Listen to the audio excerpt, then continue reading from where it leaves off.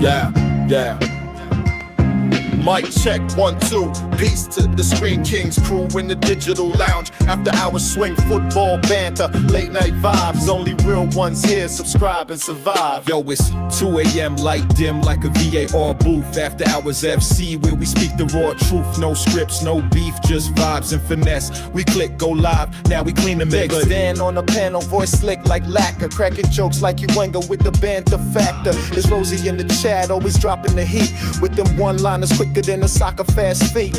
Gary spins theories deep like mine gold dust. Where we got the vision of a young Fabregas trust. And Earth Vader wild singing he's Arteta out. Sammy G laughs so hard, nearly spits his drink out. Hours, no hate, just your fire. Talking footy in life, we never tire. YouTube's finest, yeah we congregate. We're legends of bait and good vibes. Mel's right. Call her the Stalin Dawn, talking about 98 France like Zidane and gone. Zanzi with the stats, got Opta scared to compete. Dropping facts so clean he knocks pundits off their feet. OG Malaya sips tea with the mic on mute, but when she types, it's gospel in a football suit. From North London to Lagos, they all tap in, cause it's never just a stream, it's a worldwide lock-in. No trolls, no hate, just the realest of kin. If you bring good vibes, yo, we let you in. It's that Wu Clan essence, but on football talk. Kick back, chop it up, catch up and get caught. I'm still buzzing. I don't know about you. Welcome to Thursday Night Late Night Lock-In at the Adams Arms, your one and only destination every Thursday night at 10:30. A hostelry for the hopeful, a place where football is still fun. Banter. That's what we're looking for tonight. Lots to be happy about. Listen, if you can't, as an Arsenal fan, if you can't enjoy the meltdown, the worldwide meltdown of Spurs fans, then I don't know. It's got nothing to do with Tottenham Arsenal. It's Daniel Levy. He's done it again. He's done it again. You know, he's broken my heart. It's, you know, I'm sitting here as a Spurs fan. I'm sitting there updating my, you know, newsfeed constantly, waiting for the Eze. Here we go. And here we go. Here we go to Arsenal. Just a bunch of clowns, mate. That's the problem. I want to get on the Eze thing so much. I mean, look, it caught us all by surprise yesterday. I think, first of all, we had the growing feeling, the sensation that he was almost certainly going to Tottenham, which didn't feel right. It just didn't. It felt it was really unkind to him. Miss Molina was saying this way back in the transfer window. It just feels like we'd be doing him dirty. We can't let him down twice. We can't release him at 13 and then take him so close and not get it over the line. But it did look for all the world like he was going to Spurs. And then, of course, we went in and ezumped them. It was a really nice bit of financial transfer business. But it came after we found out that Kai Havertz was injured. Now, the truth is, no one really knows how long Kai Havertz is injured for at this juncture. So it is inconceivable to me that we have gone and spent £68 million if all the add-ons are added on, just because we're worried that Kai Havertz might be out for 2 or 3 months. When, let's face it, Eze is not your natural replacement for number 9. That said, I know that Kai Havertz is nobody's real number 9. So I kind of, looking around this deal a little bit more, I want to propose a different set of circumstances. What I think is more likely, and you know, I don't know, I'm not in the know. If you are, get involved, right? But effectively what I think has happened is that we blew the whole kind of smokescreen of we're not that interested in him, and we let Tottenham do all the hard negotiating. Now, a lot of Tottenham fans are most angry with Daniel Levy, as you could hear from the clip, and I don't blame them really, because you've got to be angry at someone. Instead of being angry with a person who made you a Spurs fan, be angry with the chairman. That makes the most sense as far as I can see. But they're angry that he didn't just go in there, slap the £68 million and get the transfer done. But the reality is, I think he did. And I think the reason that the transfer didn't get done sooner wasn't because they were haggling over the valuation. It was because I think Eze, having had a conversation with Arteta, had apparently been asking his agent and everyone around whether there was any interest from Arsenal. And until we categorically told him no, he wasn't going to sign for Spurs. And we hadn't categorically told him no. So it looks to me, and again, I want to hear from you, it looks to me like Andrea Berta is a transfer gangster. He's gone, let's see what Tottenham negotiate for a player we know would rather come to us. Let them do all the hard wrangling, see what Crystal Palace will really accept, and then swoop in and go, we'll match that, and he wants to come to us, so let's just get this done. And that makes it look like we did this deal in 2 hours, when really we're just piggybacking off the work that Tottenham did. And if there is a lesson in this, Spurs, and I'm here to help you to grow, if there's a lesson in this, don't go chasing players who would much rather play for your rivals. We all learn this lesson at some point or other. I really liked Expression's take on it. It was like he was at the club with a lady. He bought her a bottle and paid for her drinks all night. And at 4 o'clock, some guy comes in, takes the bottle and the lady home. And that is what's happened. Choose your targets wisely and carefully. Now, there's a lot of you in, and I'm so glad to see. So thank you for being here. I know it's our 3rd night in a row. I had the best time yesterday, even with all the accidents that happened. There are 2 streams yesterday, and of course, Tuesday Club was great. You have been so supportive, and I am so grateful to you for being here. If you don't want to click like, you don't have to. If you haven't subscribed, maybe you've got too many subscriptions already piling up and you're worried about how many hours you're spending on YouTube. Do what you feel like doing. Stay as long as you possibly can, though. That's all I care about. And be nice to each other. So, nothing much says hi. That's Idris Adam. Change your name back. You're fooling no one. Hey, boss man, all the legends in the chat. Still partying from yesterday. Malia, brilliant to see you, of course. Always one of the early ones in. I love to see it. Hawkwind, evening all. Do we still need a left winger? Are you saying we still need a left winger? We are going to talk about some of the other stories as well. And speculation that we are, in fact, after further and additional players. So, breaking. That's how I know it's you, Idris Adam. Breaking. Aston Villa are pushing for Nicholas Jackson as a target. Wanted by Unai Emery. I don't think that's fair. I don't think Unai Emery wants Nicholas Jackson. I just don't think there's anyone left. Talks are ongoing over formula structure of the deal. Villa are also aware. Hi, Dan. Hi, Idris Adam. Arsenal is coming home. Eze. Yeah, also, look, on the thumbnail, I put the while we were on air last night, my friend who lives in the area sent me a picture of the guy actually painting the mural, and I felt brilliant about it. I felt like it's absolutely fantastic to have an Eze mural. It feels like he's coming home. He's one of us. He's one of our own. He's a great footballer. He brings something special. But as we were speculating yesterday, there is no way to make Arsenal fans universally happy, and some, naming no names, but the initials are LG, you will not be surprised to hear, have been saying it's ridiculous, it's embarrassing for our club that we already have a mural for a guy who hasn't kicked a ball. And whilst I don't always agree with what he's saying, is there some truth to that? Is it true to say that he shouldn't really be glorifying, But this transfer for me reminds me most of the Ian Wright transfer when I was such a young lad. And I really loved Crystal Palace back then. They had great players, John Salako, Ian Wright. I'm not so keen on Mark Bright because of the 93 incident.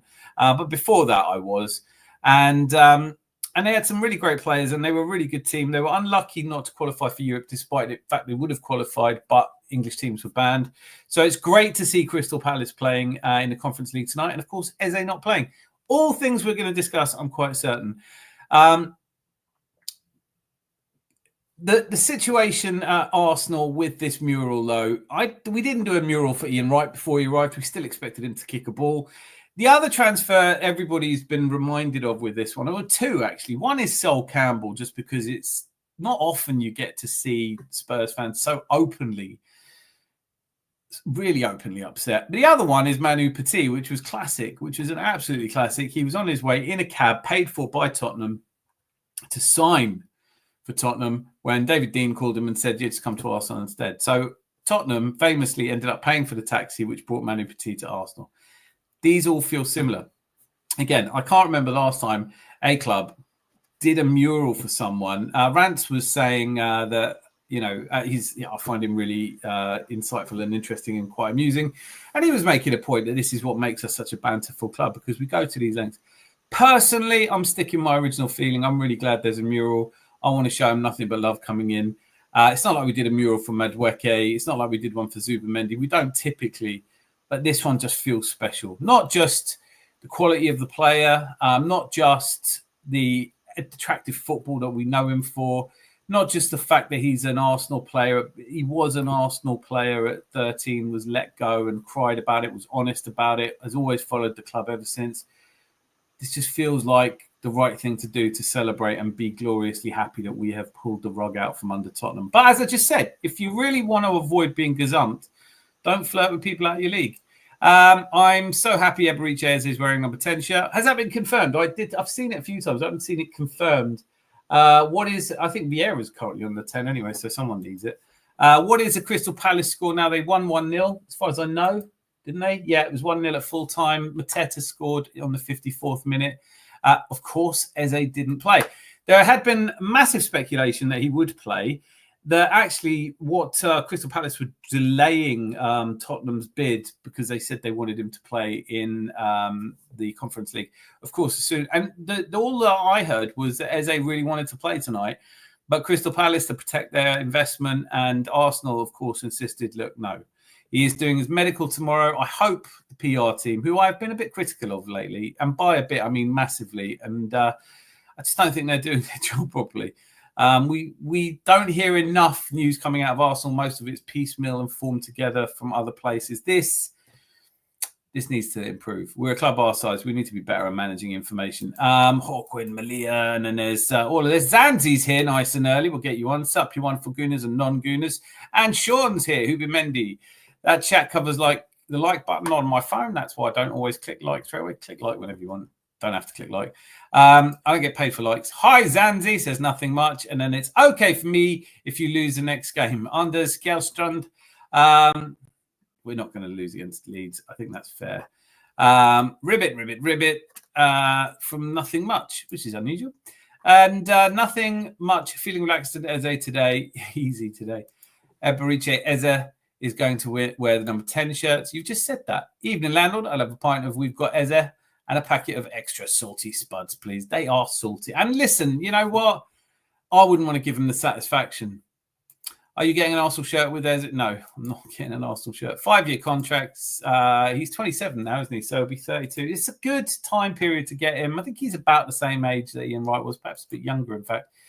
You can put a shirt in a frame. You can, or you can put a shirt on your back. Do what you want with a shirt, but I don't typically buy them. Mob Boss, big up the Eze deal is still good, still buzzing. Brilliant to hear, mate. Great to have you here. Hi, Hawkwind says nothing much. I'm going through these pretty quickly. Fresh drip. I'm here, but eating slags. We're a bit short of slags at the moment. So, Crystal Palace, who is winning now? It's over. It's done. Pint of Spud Tears goes down a treat. Think I'll have another. Be rude not to. Kermit's middle finger. Great to see you, sir. Idi Amin. Great name, Adam's Arms, mate. Keep it going. Thank you so much. Great to see you. Please do subscribe if you haven't yet so you can keep up to date. Nothing much says hi, Ribbit. Oi, Razor. Glad we got Eze. You want some? I want it all, mate. I want it now. We can't never win, Ant. We can't. Pathetic captain can never win anything. All right. So you're not an Odegaard fan. Is that what you're trying to say? Is that what you're trying to say? I think that debate, I think it's one of them things, isn't it? I think Arteta's kind of sidestepped that debate by saying it wasn't his choice. It was a choice. You can't really argue if he's put it to a vote. And I'm not saying I believe him. I don't necessarily think he has put it to a vote. But if Arsenal have voted on their captain, if all the players and the coaching staff all voted Odegaard, not by mile, by many miles, by 100 miles, there's no point in us discussing it anymore, is there? Anything with this, we will never win anything with this captain and manager. That's your opinion. You're entitled to it. I think it's been said before. And let's change the subject to something that we can discuss without raking over ground that, honestly, everyone's had that conversation to death, aren't they? You can absolutely be certain that we will find out at the end of this season if he can win anything. This is a good squad now. We need to give him this season. Can we get Sol Campbell to announce Eze at the Emirates for Eze's announcement video? That'd be really sub. I think Molina made the point yesterday really well that he should be in a cab with Manu Petit and arrive and Sol Campbell sitting at the table. Get David Dean involved. I like it. Just anything he can to just make it even worse for Spurs. But I don't think anything we do is going to make it worse for Spurs. Eberiche is having a medical tomorrow. This is correct. He's coming home. He's coming home. He's coming home. Eze is coming home. He's done his time. I know, Eddie, but we should this season, though. We are just going to see this season, aren't we?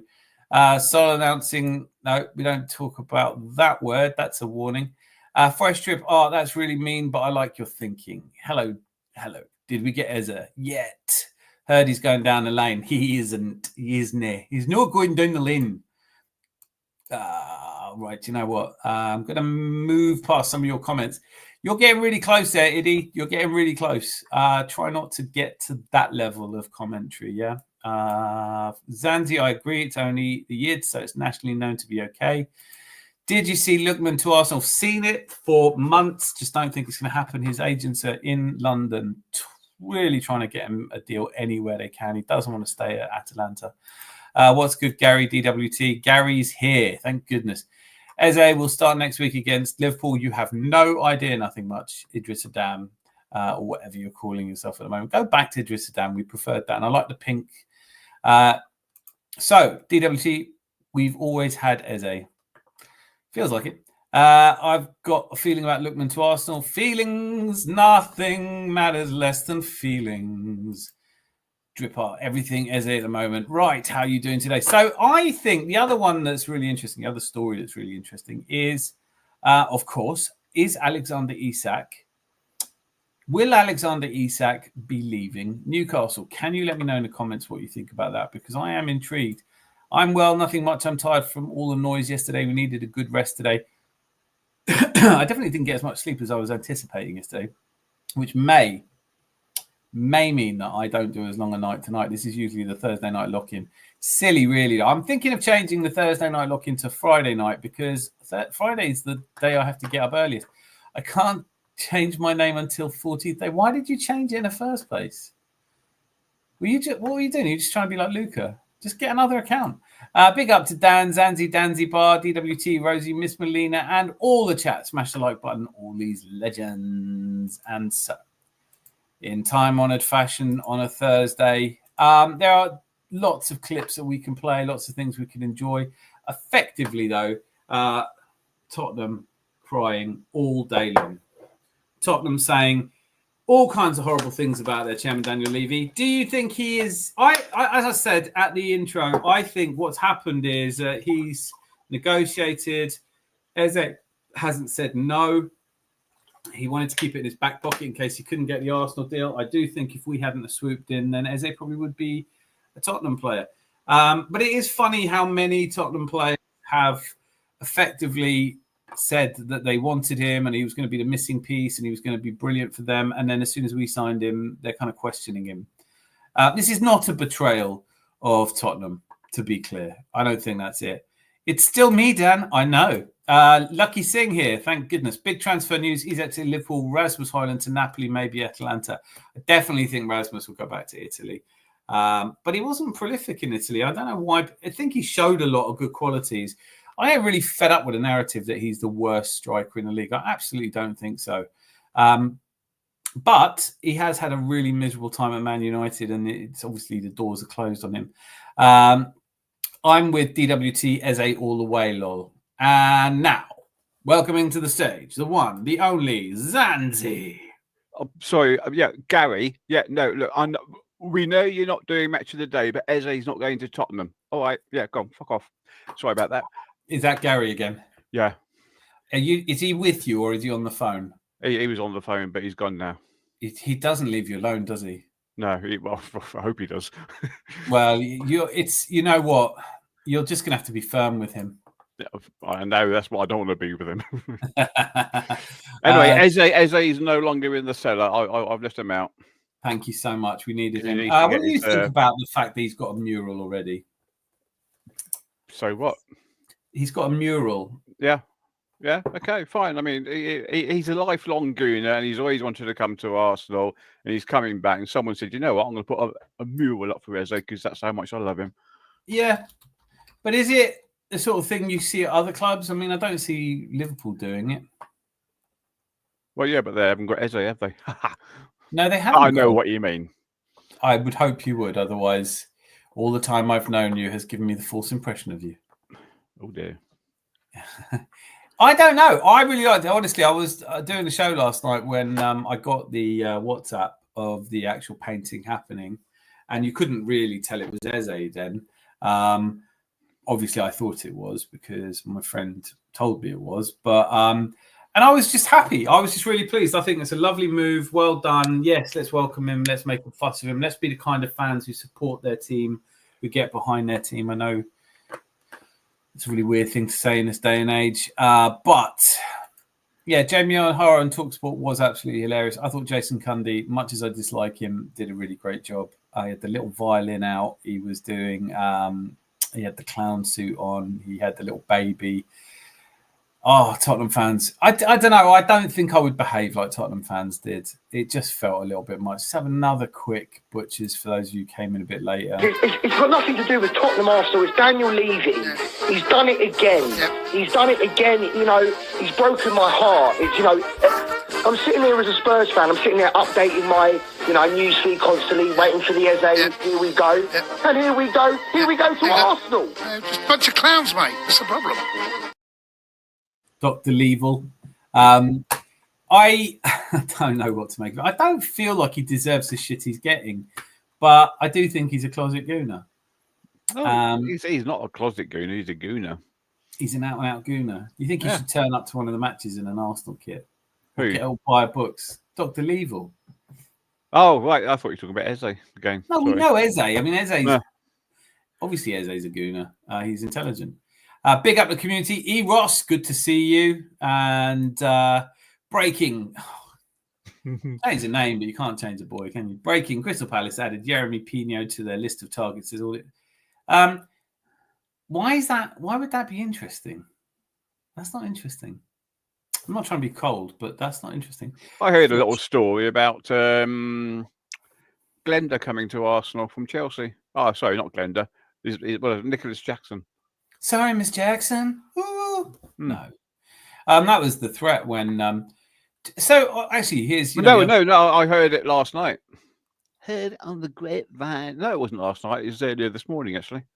You heard that, Nicholas? Yes, well, there have been rumours. I just don't think they're true.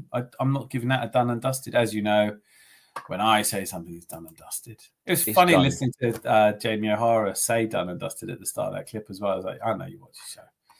Jamie, I know you watch your show. Done and dusted. So, the other thing I wanted to talk about was the narratives.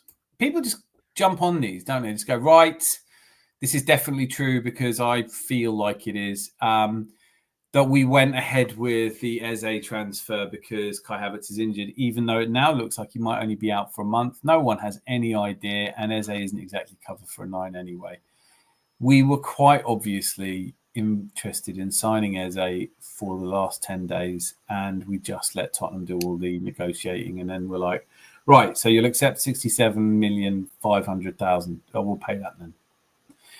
Which I feel like is exactly how you would play this transfer market game if you were really good at it. And I'm starting to think that Andrea Berta might know exactly what he's doing. Yes, I think he's to say he's wired in. He's wired in, and he's over the airways in, as what do you call it, wireless in as well. Are you looking for Wi-Fi? Is that what you're looking for? That's what, yeah. not wireless. Yeah. Oh, keeping it useful. I love it. It's on wireless, interweb. You know, the fancy computers. The interweb. Interweb. Right. Interwebless. Good to see you. Hope everyone is well tonight. I think they are, but it's nice of you to ask. Also, Carl Hayne is leaving Arsenal. I think we all expect him to. King Kai is a legend for Eze to Arsenal. I don't think it's got anything to do with him. I've got a special. This is changing the subject completely. I've got a special demi-john of cider for Anthony when he comes in again. A demi-john. Yeah. It's been collected surreptitiously from the old people's home. Don't ask me how I did it, but it looks the same, and it probably tastes the same. It. I don't know. It's cloudy. What is a demi-john? Just is it like a? I'm not familiar with demi-johns. It's like a big glass jar with like 2 finger holes at the top that you can just put your fingers in and neck it back. Oh, you'll love that. I'm familiar with, all the different champagne bottle sizes, but I thought I was anyway. I can't remember any of them. Jeroboam. They're all the old men from the Bible, aren't they? That's what I haven't seen many Jesus pop bottles. No, they're all the oldest people from the Bible. So not Isaiah. So I could go through it, but I remember Jeroboam. I can't remember it. Methuselah is one as well, isn't it? Champagne bottle sizes. See, this is why they come here. It's for this level of discourse that they. There we go. I'll just read these out to you forthwith. Magnum, Jeroboam, Rehoboam, Methuselah, Salmanazar, Balthazar, and Nebuchadnezzar, a Primat, and a Melchizedek. What are I've them? made myself bored. That takes some doing. Galvo's here, thank goodness. On Eze, I'd say the plan was to go for him, but they wanted to make some sales first. But with Spurs going close, it probably meant we had to pull the trigger. Time to sell. I don't know. I don't think. I think we might already have commitments from teams that want to buy players. We don't have to sell them before we buy. It's not like we're taking the money from one place, but it's not like we've given. I don't know how much we've paid Crystal Palace up front, or how much we intend to, or how much we'd get. But if that money's floating around, then I think if you know it's coming in, you've got until June for the PSR. Apparently, we're miles clear on PSR. It's the FFP, and I don't really know how that's measured, to be honest. So I heard something else about Martinelli possibly going to Saudi. Yeah, a lot of rumours. I heard someone say 80 million. Yeah, listen, I, to be honest, my attitude to the transfer window this season has been, I entered it with a lot of enthusiasm, and then found myself reading too many news aggregators that weren't listing sources. And it was, you see the same news sources over and over again. Fichajes have said that we're making a bold, oh God, who was it they said we were signing? Barcelona, but De Jong, sorry. There's all kinds of stories. And I just don't, unless somebody fairly convincing gives me a reason to believe it, I'm not going to. 2-0 Arsenal is Ross's prediction. Nothing much. I think you've done 4 predictions now. Got to settle on one. Arsenal 3, Leeds 0. I will be going and getting your score predictions. BX Gunner 81. Jose's here, thank goodness. If the medical is done tomorrow and you're the manager, is Eze in the matchday squad for Leeds? Yes. But do I think he will be? No. But he's definitely, listen, in the squad, 100%. Like, why wouldn't he be? He nearly played tonight. He's fit. But he obviously hasn't played and trained with the rest of the team. How do you feel about it, Zanzi? I think if we're like 9-0 up against Leeds United and there's 50 minutes to go, I think he might come on with about 10 minutes to go. Yeah, I think he might throw him on. I mean, to the question, do I think that Arteta will? I think he'll be in the squad. I don't think he'll start. But do you think, leaving aside what would you do is the question? I think we're going to be quite comfortable against Leeds United, and I think come about the 80th minute, the whole crowd is going to go absolutely bonkers because they're going to say Martinelli is coming off and Ibrichi Eze is coming on. Imagine if he does go the whole hog and goes, Martin Odegaard is coming off and Eberechi Eze is coming on. That would, I think, get everyone really buzzing. Listen, I'm happy to have the debate about Martinelli, but I think my mind is made up. Jose, would he be in your match day squad? Are you happy to start? I mean, I don't think any of us would start him. Please let me know in the comments if you would in fact start him. Malia, particularly you. I thought you said Jared Bowen, and then realised you were talking about Champagne. No. Hopefully, Powerball working in training routines now. We're going to have more Patrick Dovu, Cunha, Zirkzee, Ahmad Diallo, and Ugarte. I do still like Ugarte. Fulham 0, Manchester United 2. I don't know. It's a tough one. I think we'll get a draw out of that game, if I'm honest with you. Arsenal will win the league this season. Put a pin in that. Ross, yo, boogie down BX. Good vibes, guys. I love it. Thank you for being here. And Chris Nick straight in with, hey, handsome chaps. He's a guy nice makes an bloke, entry. isn't he? We love him. He makes the best entrance. Jose saying he'd bring him on the second half. I would want to do that.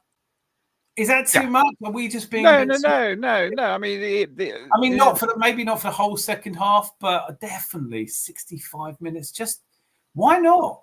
Yeah. I'd like, and I'd let me know in the comments how you guys feel. I would like to think that for all of this conscientious kind of everybody has to track back and everyone knows their position. It's too stifling. It's too organized. My dream of signing Eze was all around the fact that there could be one player where Mikel Arteta just goes, look, I'm not going to tell you what to do. Just do what you think is right to break down teams. Because Eze takes shots from range. Eze will take his player on. Eze is unpredictable. And if you start to try and coach those players into being predictable, what's the point of them? I think if we're 2-0 up at half time, in the 65th minute, bring him on. He's fit. He's match fit. He's played more than some of our players. He's, So, get him on that pitch. That's what I want to see. Fun of the home crowd. Talking of football, which we have been doing, spookily enough, did you see that they've made Gyökeres our penalty taker? I haven't seen that. Mm. It doesn't surprise me. It doesn't surprise you, does it? Oh, God, no. I mean, when he takes a penalty, it's taken and the ball goes in the back of the net. Yeah, I mean, the one thing I know he does well is take penalties. Yeah, I just hope they're going to reinforce the nets. I hope he doesn't miss the first one. I hope he, I just hope that we don't start getting on his back, because I of all people wanted a different striker, but like I said, once he's in, I love his attitude and I've started to really like him. And I want to see him do well, and I think we can take a lot of pressure off.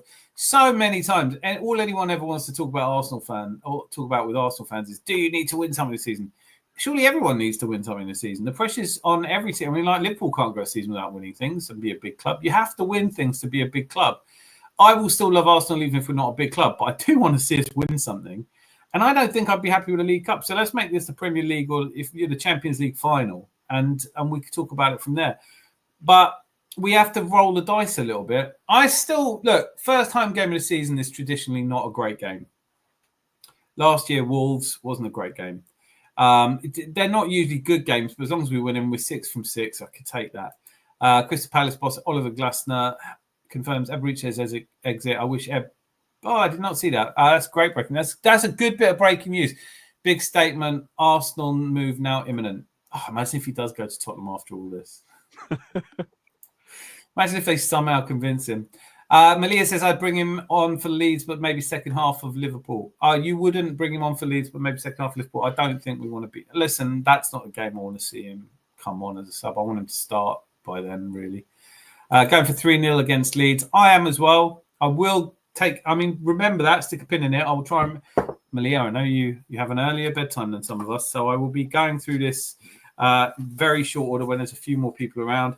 And just trying to get everyone's predictions. If I don't get your prediction, do feel free to leave it in the comments. If you're watching this on repeat, as I know some of you do, Carl S., if you're watching this in repeat, to be honest, he comments before he watches it, but he does write bollocks under everything for the algorithm. And I always think people seeing that might just be put off watching the video. So maybe choose a different word than bollocks.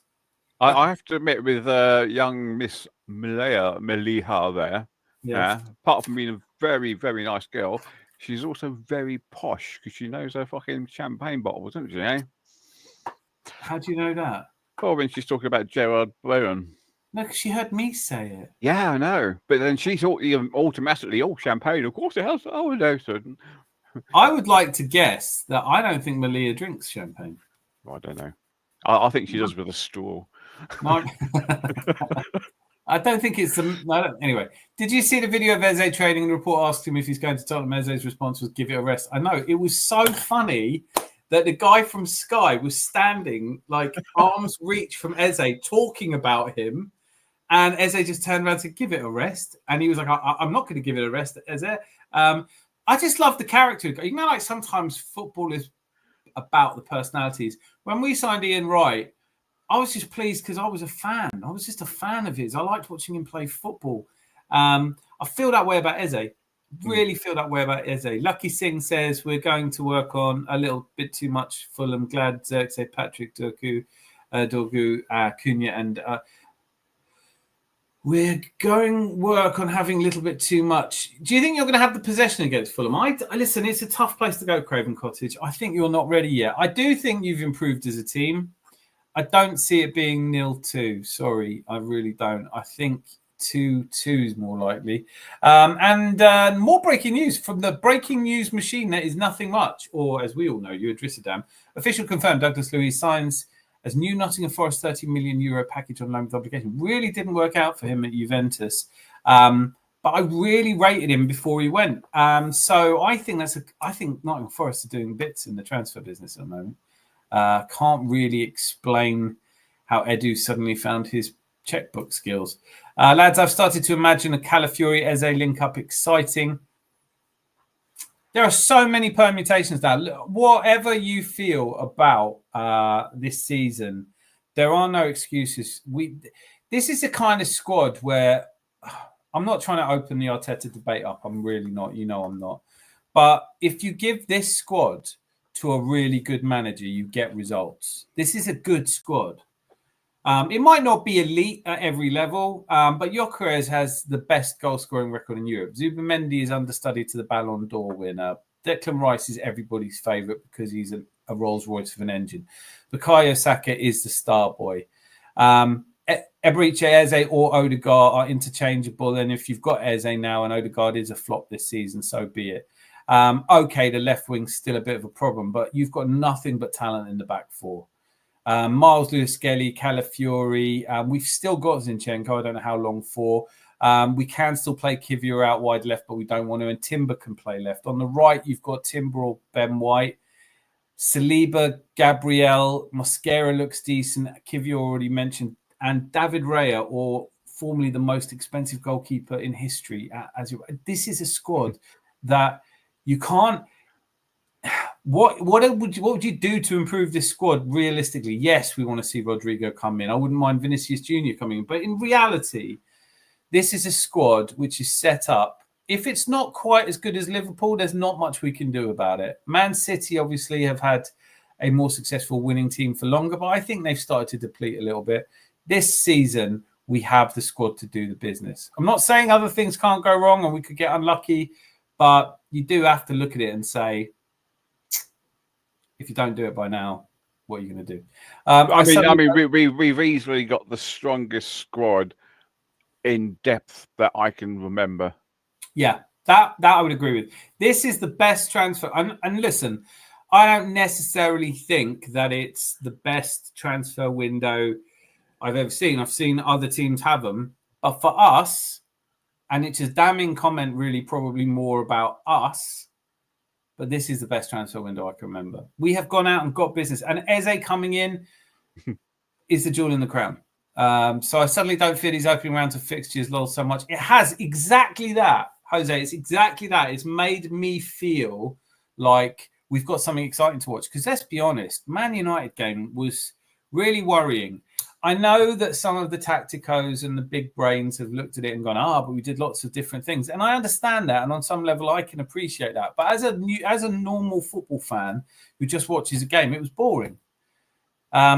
So I can believe it might click and we might be trying something different, but it all looked very much the same. It still looked like Martinelli was completely lost out there. Odegaard was running with the ball at last, did have a bit more energy, but kept giving the ball away. Saka was muted. Declan Rice was muted. Calafiori looked out of position at times. I loved that he scored that header, but this wasn't a complicated header. So now, though, how things have changed. Boyten Dio straight in there with 4-1. Love it. I'm going to start taking these down now, starting with Boyten Dio. Great to see you, by the way. This is your prediction for the game against Leeds, I take it, 4-1. Mr. Cheggington, are you really the Gooner? It's a capital G. But yes, I am one of the Gooner channel. So what would you expect? Does my name not come up when we do this? I'm not sure it does, Yes. Yeah, well, the channel is the Gooner. I'm actually Dan. Nice to meet you, McCheggington. Bollocks. No, he writes it with an X, by the way. Victor Boniface, AC Milan. Here we go. Verbal agreement between the parties for the Nigerian striker. Who did I hear that was after him, actually? I thought Chelsea might be. Someone was in for Victor Boniface. As somebody who watches German football, I've liked him, but it's, of a dog. Weers has come in with Arsenal 3, Leeds United 1. I'll give Mr. Tom a goal. And I'll get his Jerry Bowen. No, he's demijohn of cider. Get him his cider. Man's been working hard on holiday all day on his tan. What have we got? I got Boy Tendio. I'm putting you down for 4-1, yeah? Zanzi, what's your prediction? I'm going exactly what Nothing Much has said, and that's 4-0 to the Gunners. 4-0. Nothing much. That's your prediction, is it? Because he's had a couple in there. Malia, do you watch Alice in Borderland? I hope that's not weird. I need to be sane for the rest of you. I don't drink alcohol. Told you. No, that's true. She doesn't. She sips it out of a champagne flute. No. I just had a name change. Yes, something of a name change. You'll know it's him because he's breaking news a lot. Cool, we'll check it out. I find it strange that certain people aren't rating the window 10 out of 10. Did you hear Melina yesterday was saying it was a 7? 7.5? Like, I was like, no. I want to hear from you guys what you rated it. Personally, I'm happy calling it a 9 now. I tend to be a bit over optimistic, to be honest with you. I said the last transfer window in summer last year, I was at a stag do, but like I was a bit happy with Sterling. I didn't know how bad he was going to be. So that's on me. I admit when I don't know what I'm talking about, I thought he'd be better and he definitely wasn't. A 10 out of 10, you can't call anything a 10 out of 10. You have to leave yourself something, don't you? Dan, we're buying Lamine or Costa.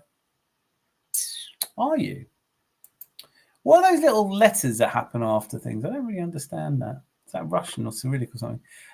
You're welcome, Malia. Like what with our squad, we'll be getting keeper by maybe. Well, you need a keeper. This is embarrassing though, isn't it? Because you have a keeper you spent a lot of money on. What happened to him? He's better than Bayendir. Jeremy Frimpong will be out until the end of the international break. Confirms Arnie Slot he won't be available due to hamstring injury. That leaves them really short at right back. I mean, I think they're really short at right back anyway. I agree, Dan. These players will win with an experienced manager, but I do feel Arteta will get us there for sure. Cup incoming this season. You know what? I could see that. I could see if Arteta won us the League Cup or the FA Cup, and for me, it wouldn't be enough. I'd still be kind of like hoping that at that point, if he's only won a League Cup or an FA Cup with this, maybe it buys him another season. But let's be honest, the pressure will just grow on him. We're loaded. Transfer window gets a hard 9. Lone Star Londoner. Yes, I'm with you. I'm 100% there on the 9s. Frimpong Hammy. I haven't confirmed that. That is really harsh. They really do look like they need a couple of defenders. I don't see Gahey leaving now. We never really covered off whether you thought the what your thoughts were on Alexander Isak. I've received so many people have been sending me really funny quotes. Sean, if you're still here, yours was one of the funniest ones. I haven't had a chance to upload it to the stream, but it was ironic that a man who refuses to work wants to move to Liverpool. Absolutely brilliant. Sean, big love for that one. Fresh Park, best window in the Emirates era, definitely. I would say definitely. It's got to be, isn't it? Because you can look at other era. Aubameyang coming in and Ozil coming in. These were big events. Pepe signing made everyone happy. But this isn't just Eze coming in. This is Eze, Zubimendi, Gyökeres, Norgard, Mosquera, and Madueke. And frankly, all the angry people. I did watch some angry people this morning. I just thought it was so funny. I woke up in a really good mood because you remember, we've signed a player and he's really good. And then I thought, let's see if the angry gooners are making anything of this. And sure enough, they're like, this manager will waste him. It's a waste of time. You play him out of position. It's wasted. And you just think, give us all a moment. Can we all just have a moment to be happy? Is it enough to have a moment? Is that too much? We need to be angry to cement the change that will make them happy. Guys, only 18 likes. You can do better than this. I am going to start asking for likes till we get to a sizable number because it has come to my attention that when I ask for them, we get them. Rosie's not here to do it right now. Dan, what I like with our club is we have a mix of young and experienced guys, top 7. So you do. I would say, Lucky, if you could shed some dead weight, Man United is starting to look like a decent proposition. I don't know about Casemiro this season. I don't know how much of the season he'll last. Started well though, and Bruno Fernandes, like you know what you're getting with him. He's in and around the goal. He's in my fantasy league team. Galva says, yeah, you make a great point. This is a very good squad. Basically 2 internationals for every position and more to spare. Have to embrace expectations. I think as players at the highest level, their expectations for themselves are surely greater than anything we put on them. They have to be going into this season with belief. That is the job of the manager. That is what he's here for. You have to go into this season believing you're going to win the league. I'm not here to say we are or aren't going to win the league. I'll let it play out. But my feeling is that we probably won't. Right. So I'm trying to be really optimistic, but I'm preparing to be pleasantly surprised, and I will cheer every step of the way. I want to see a change in our football. I want to see us, if we don't win the league this season, at least go for it. You know, we were solid defensively last season and the season before, and the season. Now it's time to just go, you know what? Unleash on my command. Unleash hell. Emiraten. That's why I'm not scared. Fulham, Wacko. I still think you're 2-2 that one. Nelly is finished, sadly. Eze will show him the difference in what we need. I think rest him a bit. Take him out of the game a bit. That's the only thing I can hope for. Lone Star says 4-0 against Dirty Leeds. He didn't confirm nothing, but 4-0. That's a lot of people saying 4s right now, aren't there? Galvo in with a 3-1. I think I'm more inclined. Yeah, do you know what? I might start going 4s as well. Jose said 2-1 to the Arsenal. Sensible indeed. Would you be happy with a 2-1? Does the result matter as more than the performance? Do we need to see a performance? Manchester City versus Tottenham prediction. I know this is so funny. They would have done so much better with Eze. Someone I was reading, this only happens to Arsenal fans, was have we inadvertently done ourselves a disservice by signing Eze because he would have played against Man City? It's like, that is the most short-sighted attitude I've ever heard of. So we should do without Eze so that for one game, Tottenham lose by slightly less of a margin. Because it's at the Etihad, isn't it? Yeah. Yeah, they're going to lose, man. So I think City will win that relatively comfortably because at the moment they've got Reindeers and Cherky and they look in good form. Foden could be coming back to form. They're a brilliant side, aren't they? Why is our game at 5:30? It's not. It's at 4:30, isn't it? Oh, hang on. It's Saturday 5:30. Yeah. Aren't they usually 5:30 on Saturdays? I know, but I mean, why is that on 5:30? Why don't they have, I don't know, Brentford Villa or Burnley Sunderland? Because we want to be on telly. I know, but I mean, you will be if you stream it. But no, you won't if you're not. And there's an embargo. You know this. Come on, we don't break the law here. I know, of course, I don't do that. But there's a possibility. You do that again, but this time sounds somewhat convincing. Terrible. Yeah, but I mean, it's always 5:30. I mean, the slap bang in the middle of me making dinner. Oh, I'm so sorry. Oh, well, let me see if I can do anything about that. I'll check later. Yeah. I'm going to phone up the FA and complain. No, the Premier League, actually. I'll phone them up because the FA phone everyone. Phone everyone. Phone my mum.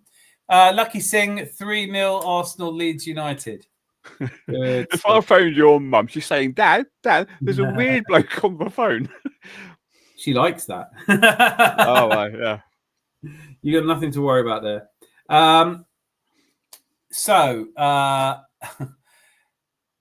I just read this. Hang on, 8.5, and I was like, I read it as an 8 scoreline. 8.5 for transfer. Don't do halves. 10 out of 10 for the transfer window. You and Fresh Trip have both done 8.5. I like it, but you've got to go 9. Come on. If you had to be pushed between an 8 and a 9, would you? Is it because you really can't decide between the two? Boy Tendio. Listen, I love that. I just can't give things 10 out of 10. But this is what I was going to ask Miss Molina, and I'm so glad you're here, Miss Molina. Look at Malia giving it an 8.76 out of 10. Behave yourself. Miss Molina, great to see you, right? So, because we're talking about what we'd rate the transfer window. And it was going over my head because you were being so mean with your score, with the score you were giving it.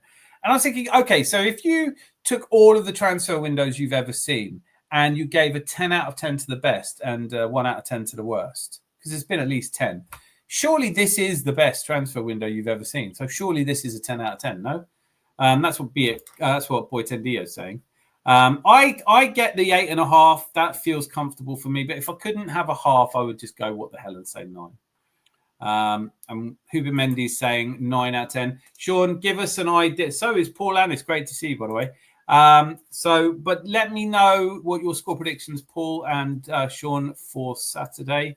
I'm glad it's a Saturday game. Bank holiday Monday as well. Manchester City 3, Tottenham 1. I think that sounds about right. I think they will score, though. How bad would you feel if you're Richarlison, the first time you start the season, well, they're talking about letting you go to Crystal Palace, and then they don't? This is egg on the face all over, isn't it? Nothing much. Josh Kroenke being in the UK helped massively as Mikel and Andrea delivered an undeniable pitch in person to order. I don't believe that bullshit. I think they knew they were. I think Andrea Berta was like, we're signing him, but why would we get involved in negotiating with Palace? I'm a very busy man. Let Tottenham negotiate. We'll just come in and go what they said. I think that's what you can do when you know there's no doubt the player wants to come to you, which is why I think that Tottenham have been naive. They've gone in there and negotiated. All the while, Tottenham fans have known that that he wants to come to Arsenal. I don't remember it ever being the other way around. So when you talk about who's the bigger club, Tottenham fans will tell you, well, we've won more recently. And you go, yeah, well, why comes no one wants to come and play for you? Just asking. I'm not trying to wind you up. I probably am, though. Josh stood firmly with Mikel Arteta. The green light was given, and Tim Lewis, you've copy and pasted that. That's not how you normally speak. Completed the greatest hijack in recent times. It is probably, though, isn't it? Big up Malia, big up Fresh. Paul, did you watch the Palace game without Eze? They say he had no, he didn't have an illness. It was he wanted to play. Palace didn't let him. Yeah, so he wasn't allowed to play because of the pending transfer. And I think it's funny when it looked like Tottenham were going to sign him, he was going to play, and then we came and went, no, he's not fucking playing. I did look it up. He would have been fine to play in the Champions League as long as you haven't played in the league stage of the Conference League. So it wasn't because he'd have been cup tied. It's just literally I don't want him injured. It'd be just too awkward right now. Too many angry gooners trying too hard to be angry. I know what happens when they let their guard down and just calm the fuck down. You know, Lee Gunner was ranting today about the mural, and it's not that I can see why he thinks it's tragic but like, just does it need somebody to rant? I mean, is that protecting our standards, or is it just winding us up? Thought you'd like that, very much did. My prediction for Manchester City 3-1 Tottenham. Yes, that's right. Be kind. Someone smash that like button. It takes a nanosecond to do it, especially if you hit it really hard. Players, all clubs have seen pattern play. Eberiche Eze, Gyökeres, Saka front three next week against Liverpool. I don't know about that. It's our time. It's our time. These players cannot let the manager, staff, fans down again. Lone Star's a really good point. You know, we can always blame Mikel Arteta for performances, but we do have to look to the fans as well on some level. 3-0 Arsenal. Hawkwind has spoken. Hawkwind. Do you know what? I'm so sorry, Hawk. Zanzi, you didn't remind me. You know what I'm like these days. There you go. Can you do that again? I was just trying to do Hawkwind's. Can you do that again? I've forgotten now.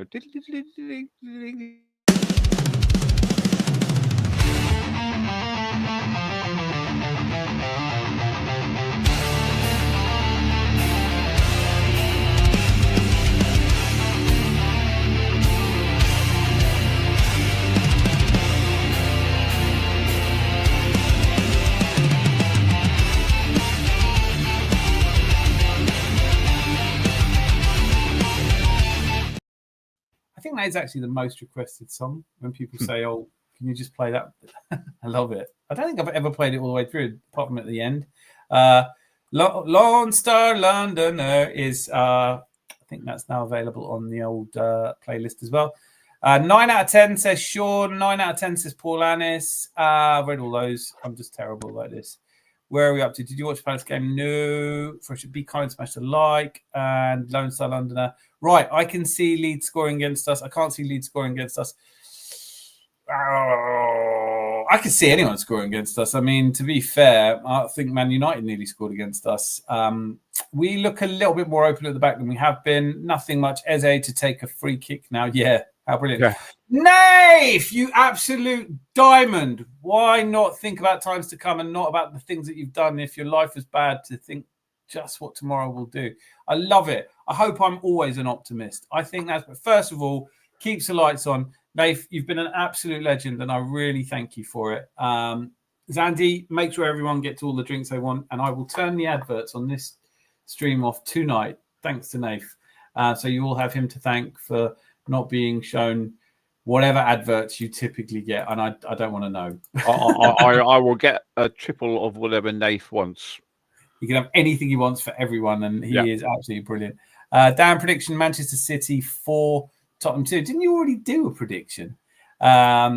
So may the best of our past be the worst of our future. Oh, deep. Pin that. Deep. I address that. Look, you have to... in football, it favours the optimist. 20 teams start on a finishing line. And look, Mr. Tom will tell you, I think. I'm not trying to speak for him. They don't really think Leeds are going to win the league. But their level of optimism is designed around what might be achievable. They certainly have every realistic chance of staying up this season, and that would be a win. And then to do a Nottingham Forest to build on that and to buy in players. You might find a player that's suddenly magical. You might have a Leicester season. You might have a season like Wigan had when they won the FA Cup. There's so much to be optimistic about. I don't understand why anyone would go into a situation like a football league expecting to do badly. It just seems like the worst way to enjoy or not enjoy football. I need to speak to my PA as we need to create a pie chart before I give my prediction. You did this last week. You're giving a prediction. Fresh, you're giving a prediction. If you don't give a prediction, I'll just use the one you had last week. This is a league table we're setting up. We do. I do have all of the predictions from last time here. Let me see if you want me to use your one from before, because I have a feeling. 6-2, wasn't it? No, it wasn't that bad. It wasn't that bad at all.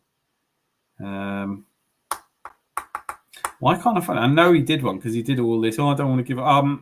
Fresh Rip 2-0. Yeah, so it could be right. I'll use 2-0 again if you don't give me a proper one. And big shout out to Paul, who was the only person out of 19 people to get a score right at a Man United game. I really hope you do it again. What's your prediction for? Should I have written this down? Have you already given your prediction for next week for Saturday's game against Leeds? Paul, you're the only person who can get off to a 100% record. Legend. Oops, I nearly accidentally. Shit. How do you untime out? Oh, thank God. When you're clicking around like a bloody halfwit. Galvo, can you just write something? Because I thought I accidentally put you in timeout. And if I have, don't know what to do about it. Rosie's not here and neither Zanzi or I are technical. Kickoff is at 5:30 Saturday. Yes, that is. That's not breaking news. I'd like to see another shutout against Leeds, start building an aura of impregnability, causing teams to change game plans and push too hard. Impregnability, I like it. Round it up. Round it up. Perfect, Jose. Yes, we're on the same page. That's what I think. Rather 1-0 than 4-1. Oh, don't be silly. I'd rather 4-1 all day, every day. Never do anything by halves. Well said. 9, Dan. Okay, 9. Yes, but you haven't given me a score prediction. And Paul, I really want to hear your score prediction more than anything. Chelsea versus West Ham 4-1. Man U playing next week in the League Cup game. It's a bit early for that, isn't it? Nicky Lauda beat Alain Prost by half a point in the 1984 Drivers' World Championship. I do remember him winning. I didn't know it was by half a point. In those days, Formula One was brilliant. He used the money to build an airline. Paul Annis is coming with 3-1. Do you know what? I might jump on that. Nothing. What did you say? I put you down for 4-0. Nothing. Nothing much. Yeah, he's the same as me. So Paul Annis is 3-1. Perfect. Waiting for Miss Malia. Don't be shy. Don't do an Arsenal and wait for someone else to come in with a score and then nick it. Stealing your dinner. Newcastle 2, Liverpool 0. Don't care. Newcastle 0, Liverpool 2. Ooh, you've got some split personalities in tonight. Dan told you they watch lurking. Yeah, I don't mind as long as they watch. Lee Gunner is insufferable, to be honest. I don't know about you guys, but when I finished this show, DG, I almost ran back in here because I wanted to get on. DG was doing a live, and I thought Lee Gunner's on there. And then I watched it, and I thought, I'm in bed now, and I'm all cozy. And then I watched it for about 10 minutes, realised this guy's off his gourd. There's no point. Deluded Gunner is a legend. I 100% agree. I think he's one of the best. I know there's a few of us that are always watching. It's just talks sense. And it's funny when he has people on, they actually I really like Kenny Ken and DJB and guys like that when they're talking to him. I think he just brings the best out of people by being an intelligent person. You know, there's not all this shouting and nonsense. Zanzi. Did you see Arsenal training at the Emirates Stadium? Nope. I've never really been into watching team. I don't really know what I'm looking for. Man City 3-1 against Spurs. I think that was what I thought as well. Dan's was better. Sorry, Zanzi. That was his intro. Well, yeah, you went and I actually played an intro. Yeah. Yeah. No, Gary West. Yeah, you know the Arsenal training. It was funny. I saw a small clip of. My brain's gone dead. He was a young lad, 15-year-old. Max Dalman. Yeah, Max Dalman, and he did a circle round against one of the other Arsenal players and just left him standing. Yeah, I was watching Oh God, I can't Ivory Squad, and Sophie, and I can't remember the name of the reporter they had on, but she was saying she was sat directly behind Max Dalman, thinking, God, he really is only 15, and it is mad. I do think when she was talking about it, and then she said, "Oh, Theo Walcott talked to her about it," and it just reminded me like how we all thought Theo Walcott was going to be a sensation, and it didn't really happen for him. We've got to keep our heads with Max Dalman. Breaking: Everett Eze will be on Arsenal Player tomorrow. Yeah, that's what we all thought. Lee Bummer was born from the spew. The young lady from The Exorcist spewed out. That's your opinion. I can't comment, obviously, except to agree wholeheartedly with you. When Eberechi got his first Arsenal kit, it was red and white, classic with the O2 sponsor. It featured Thierry Henry's favourite long sleeves, and his parents still have it. Where are you getting all this? Melina, just let us know what your score prediction is. All right, so Fresh Drip said, I said 2-0 before. I know you did. So is that... Oh, he's gone 5-1 to the Arsenal. Good for you. Fresh has gone 5-1 win. No one so far predicted anything but a win for Arsenal. Are we being cocky? No. I think we've been very nice, actually, in the fact that we haven't been doing like 8s or 9s yet. No, that's true. Just got a comment here. And this would bother this. Ooh. You've come split personality like Danny. They told you they watch Lurking, and then he said, "Now I would get I'm a Fleetwood Mac fan, but probably not the Stevie Nicks era Fleetwood Mac, more the early blues. You didn't get the Fleetwood Mac reference. Highly disappointed. You might as well call it a day now." Please don't, but just elucidate the reference, Galvo, something. Was it from that comment? Because I don't get the reference in there at all. It's Lurking. They watch Lurking. All right, Paul, well done. Hand of Ozil bomb. Oh, right, okay. Arsenal for the Dingles Saturday. 3-0, the Arsenal for the Dingles Saturday. Okay. Good work. Okay, so far, not a single person has gone with a 1-0 here. Jose said 2-1, which is the closest scoreline. Zandy, you haven't said anything yet. What for? Oh, you have. Sorry, 4-0. You did say. Yeah, beg your pardon. Now, Lone Star. Have I got yours in? You should do your nice lad, but he doesn't listen for yourself. Myself, yeah. No, I can't do that. Paul, lottery numbers, please. Man United in third round in the League Cup. 3-0 to the Arsenal. Kermit's middle finger. 3-0 is actually, I think, currently 3-0 and 4-0 are tied as the favourite. Hope we're not jinxing it. Would you like to get deluded on your channel? Yeah, of course I would. He knows he's welcome anytime he wants to come on. Anytime he wants to come on. Now, come on, Walcott never had tech like Damon. I agree with that. Yeah, I wasn't necessarily saying it's a comparable, but at the time, we all talked about Walcott like he was going to be a superstar. Got into the England World Cup squad before he got into the Arsenal squad. We all had high hopes for him. It's never really panned out.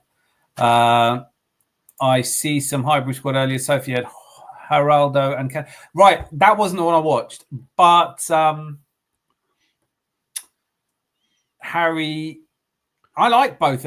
Canton. I don't choose to watch Tom Canton anymore. I used to listen to it on Spotify on the way to work. I haven't for a while. I find it all a little bit low key, low energy. I don't know. You like what you like, right? I'm not trying to dig anyone out. But when Harry Symeou gets abuse, I always think, why would you? He seems like a really nice guy. He's allowed his opinion, right? I can't wait for the watch on Saturday. Ribbit Molina, we are doing a watch along, you know. I know you can't because you're obviously cooking, and I think we lay down the gauntlet on Leeds. Yes, I think we need to. You know, I don't. There is a point where, you know, all the people are complaining about how badly we played against Manchester United, and on the other hand, you've got all the people going, well, it's not about those results. In the middle, there's people like me going, no, I would quite like to see us play well. You know, I can understand it's not a be-all and end-all, but it's still important. Melina, I still haven't heard your prediction.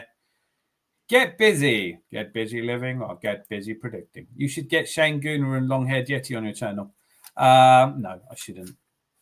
They have both been in the chat. One's barred for life, and Long-Haired Yeti can laugh all he wanted. He was horrible when he came on here. And you know what? That's just the thing, isn't it? I'm not trying to start any rucks or anything, but if you're horrible to people I haven't got a problem with anyone at all who has a different opinion from me. It's when you attack Arsenal fans. That's absolutely a no-go for me. I won't have it. You can't come in here. It's an Arsenal pub. You get thrown out. You get slung out. With the team we have and the players that come in, this team should walk Leeds like a dog. That's I'm getting put a pin in that. I like that. You're winning the chat. Longhead. Listen, of course he laughed. It was really funny. Shane Gooner didn't laugh at it, though. He said that I was an idiot because I hadn't realised I turned Arteta into a dictator, when actually that was the whole point of it. That was literally the whole point of it. I turned him into a dictator because he's stubborn and dictatorial, and I thought it was funny. And then at the end of it, he said, and he didn't even realise that anyway, I'm not going over this again. I just thought it was annoying. I demand goals against Leeds. Boy Tendio, you're right too. You've ordered 4. You should get them. Mr. Tom, that's my name. That name again is Mr. Tom. Is he coming Almost on? everything has something to do with Leeds United. Mr. Tom, that's my name. That name again is Mr. Tom. I can't help it, but I'm sitting here thinking, what would happen if you told AI to go fuck itself?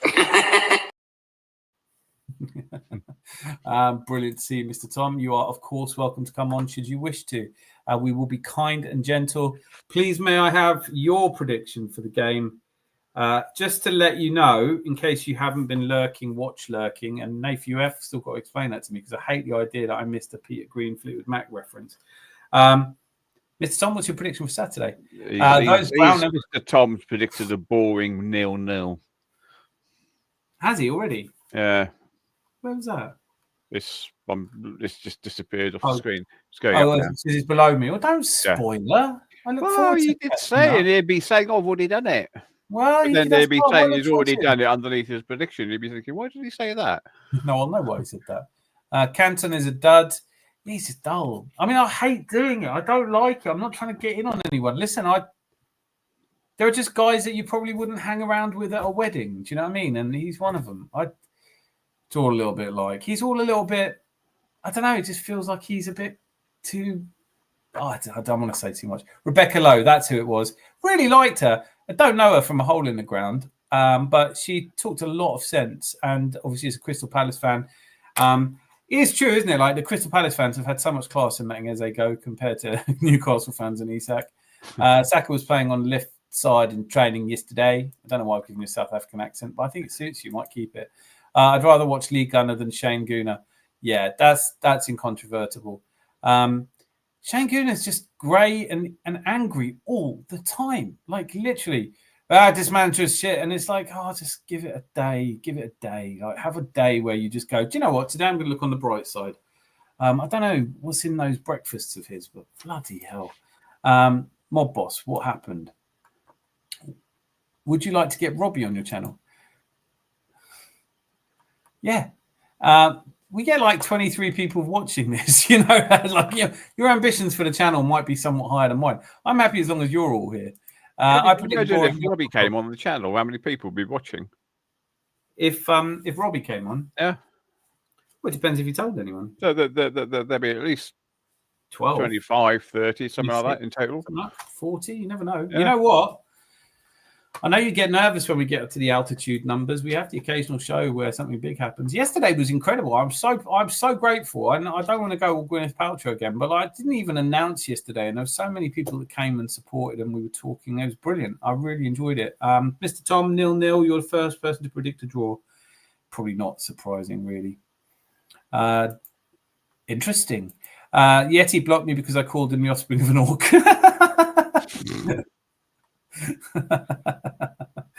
I wish I'd been there for that. The thing is, I mean, I probably shouldn't do this, but you know when someone you like has felt bullied by someone. So for me, that was that. You know, I think loyalty is important, and I'm loyal to my own. You know, like if you're an Arsenal fan, I've got your back, whether I agree with you or not.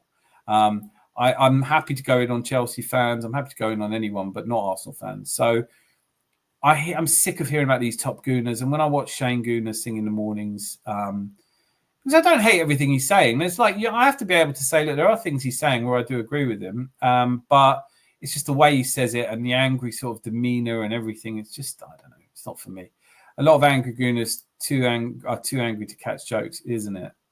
They really are. Like, that's what it felt like. It felt like it's so protective of Lee Gunner that you can't. I bet Lee Gunner would have laughed at that video because it's harmless. It's just me being silly, you know? It's like, I would love it if Lee Gunner did a parody video of me, you know? Like, if you don't like banter, football's probably the wrong sport for you. You've got to give it and take it, haven't you? I think I lasted about roughly 2 minutes in his chat before he blocked me. Makes me so proud. That is good. Should we do that? Should we have a competition to see who can get banned the quickest? I don't know. I'm going to do that, Nath. If you're up for it, I'm going to try. You try and get yourself banned from like what chats you don't enjoy. Obviously, don't get banned from ones you like. But I'll have a little race for you, see who gets banned quickest. Without you've got to be subtle though. You can't just go in there and get everyone in here as a shower of shit. But 2 minutes. I think I'd be pushing it to beat that record. It's like a reverse raid. I do like, one of the things I do like about Lee Gunner is he'll raid channels, so he'll take all his followers' place. I think, generally speaking, he's supportive of other people in the community, and he's, you know, apparently a really nice guy in real life. But it's just that kind of, some people you get on with, some people you don't. But I'm quite happy to have that challenge, you know. Let's see if I can beat your 2 minute record. Would you get Mark Goldbridge on your channel? Nothing. Before you ask me every known channel content creator in the universe, yes, I would get them all on. I would get, if there isn't any, I would have Lee Gunner on. I'd have maybe not Yeti because he's been a dick to someone I care about. Maybe not Shane. Well, maybe, yeah, actually, yeah. Do you know, I'd have Shane Gooner on and have just a conversation with him. You know, just let's have a conversation. If it gets personal, I can always boot him, can't I? I reckon switch faster players on left and middle. Patrick Doyle, Cunha, Mason Mount. You're still playing around with your formation, but I do quite like. You're going to have to play Šeško through the middle, Cunha on the left, and then Buemo on the right. That's going to be your main. I don't see Mason Mount starting there that often. Any truth that the winner of the prediction league gets a 2-week break in Zanzi Cellar with all you can eat and drink? Well, all you can eat and drink down there isn't that much, actually. No.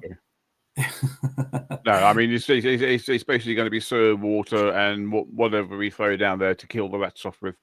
Yeah. Guna read read the Dono again, you melt. So I've read the Dono. What? Read the Dono again. Is there a spelling? What's a Dono? Help me, right? I think I lost about 2 makes me so proud. Read the Dono again. You can come on and explain these. I haven't got a clue what you're saying. Hawkwin, Canton is smug. That is how I feel. I'm sorry, Tom, if you're watching. I'm not trying to pick on you. It's just, think of it as feedback.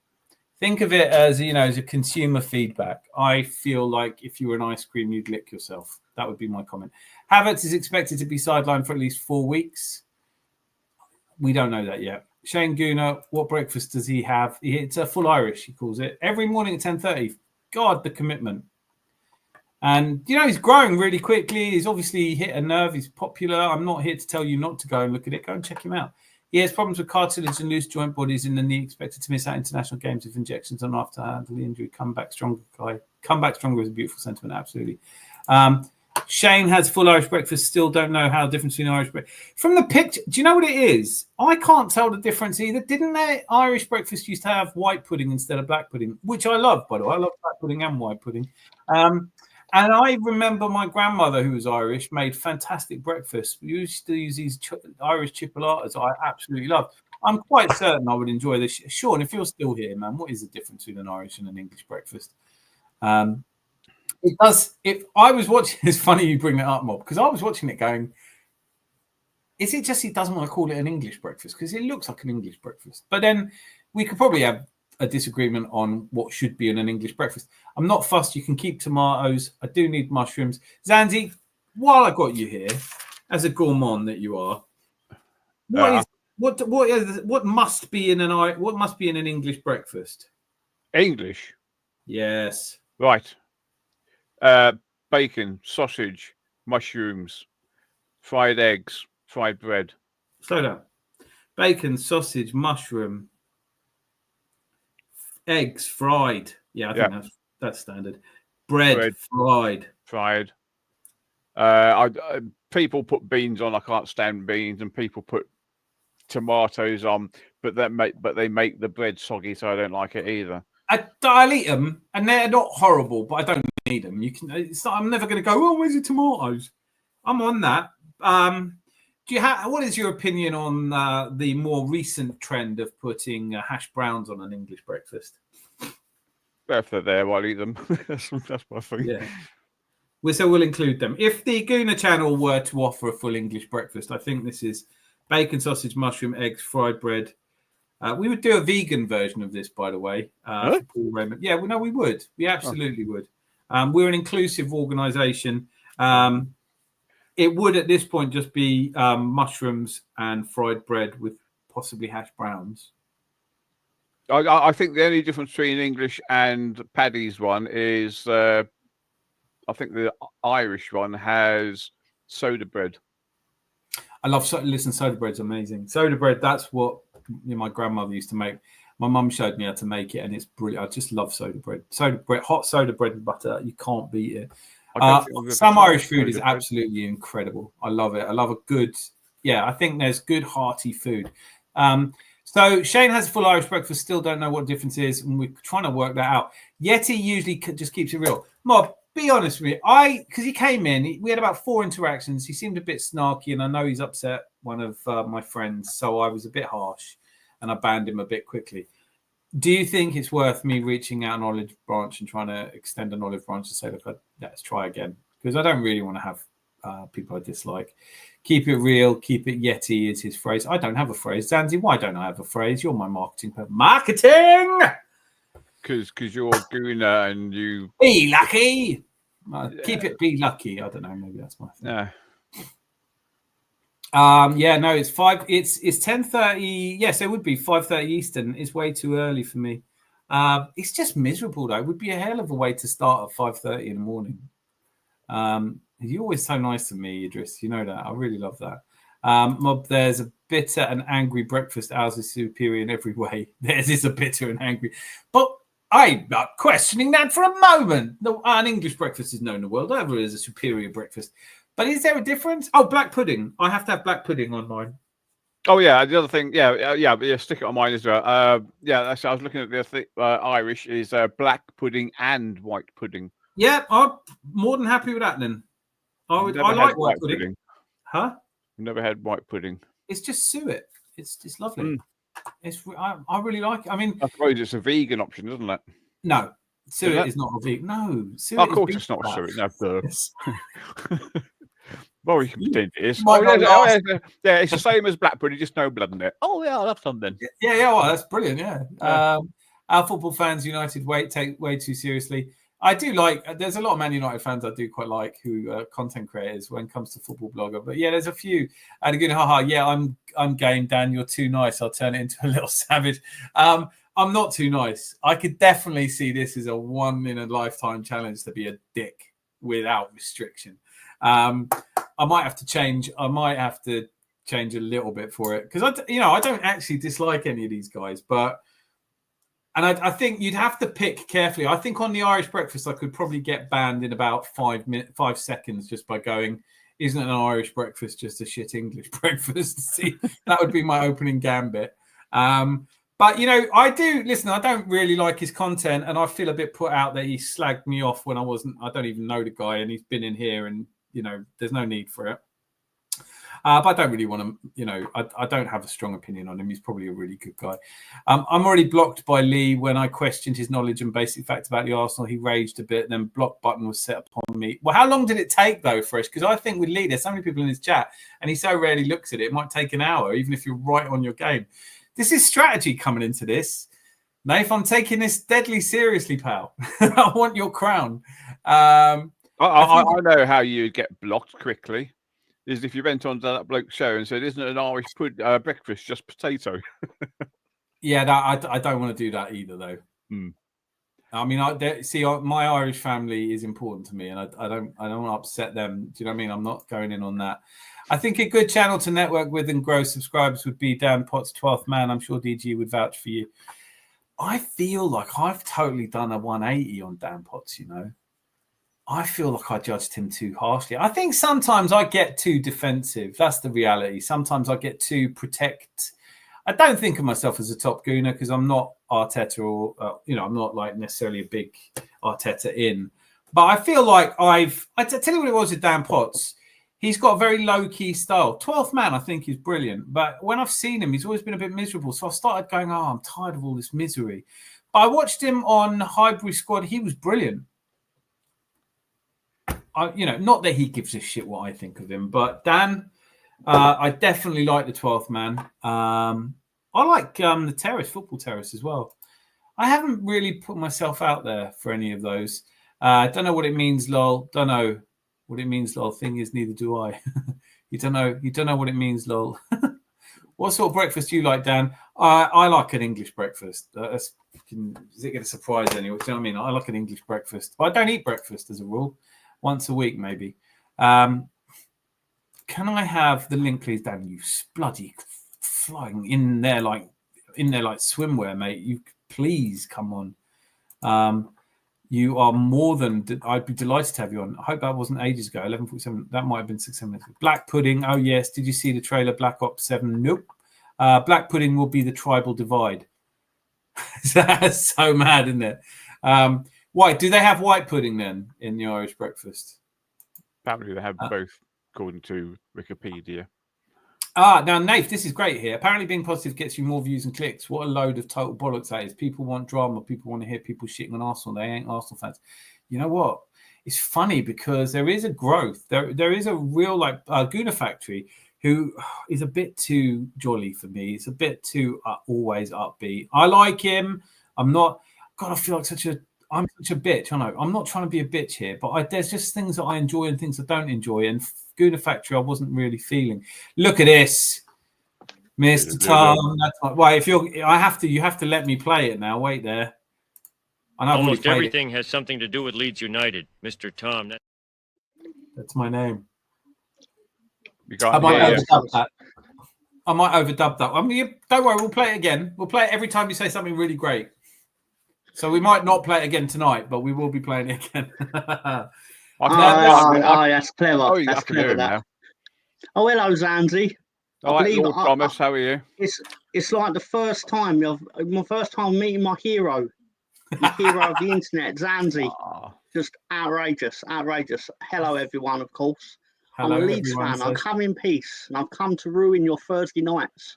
No, not at all. You come to improve them. Yeah. So listen, the attitude is what I mean. I haven't heard from Melina yet.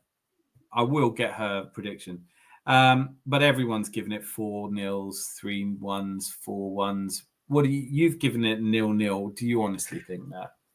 Well, no, obviously not, but I can't, as a Leeds United fan, in good conscience, sit there and go, "You're definitely going to beat my team." Deep down, Stevie Wonder can see that you're going to beat my football team.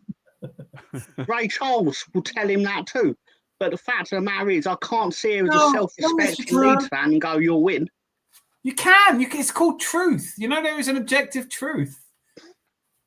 Yeah, but it's still a little bit more fun if I actually do the devil's advocate and go, you know, if it was Rangers, Rosie would be in here going 5-0 Rangers. You know that.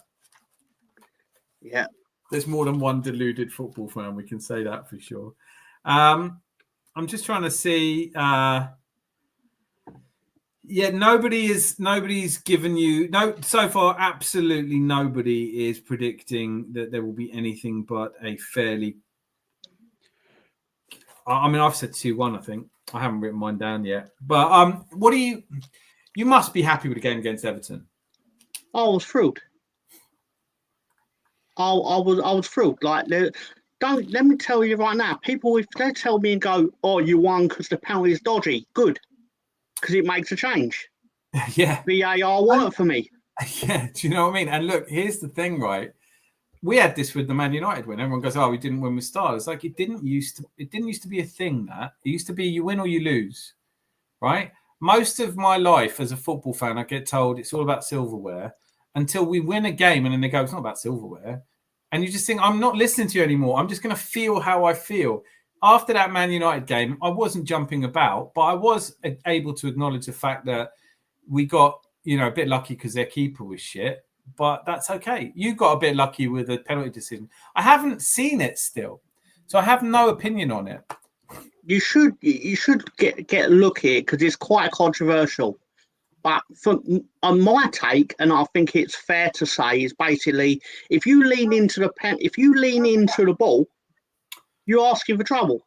That's my interpretation, having not seen it, but having heard it described, was just saying, "Oh, his hands were by his side," is a moot point if he kind of goes like that. Do you know what I mean?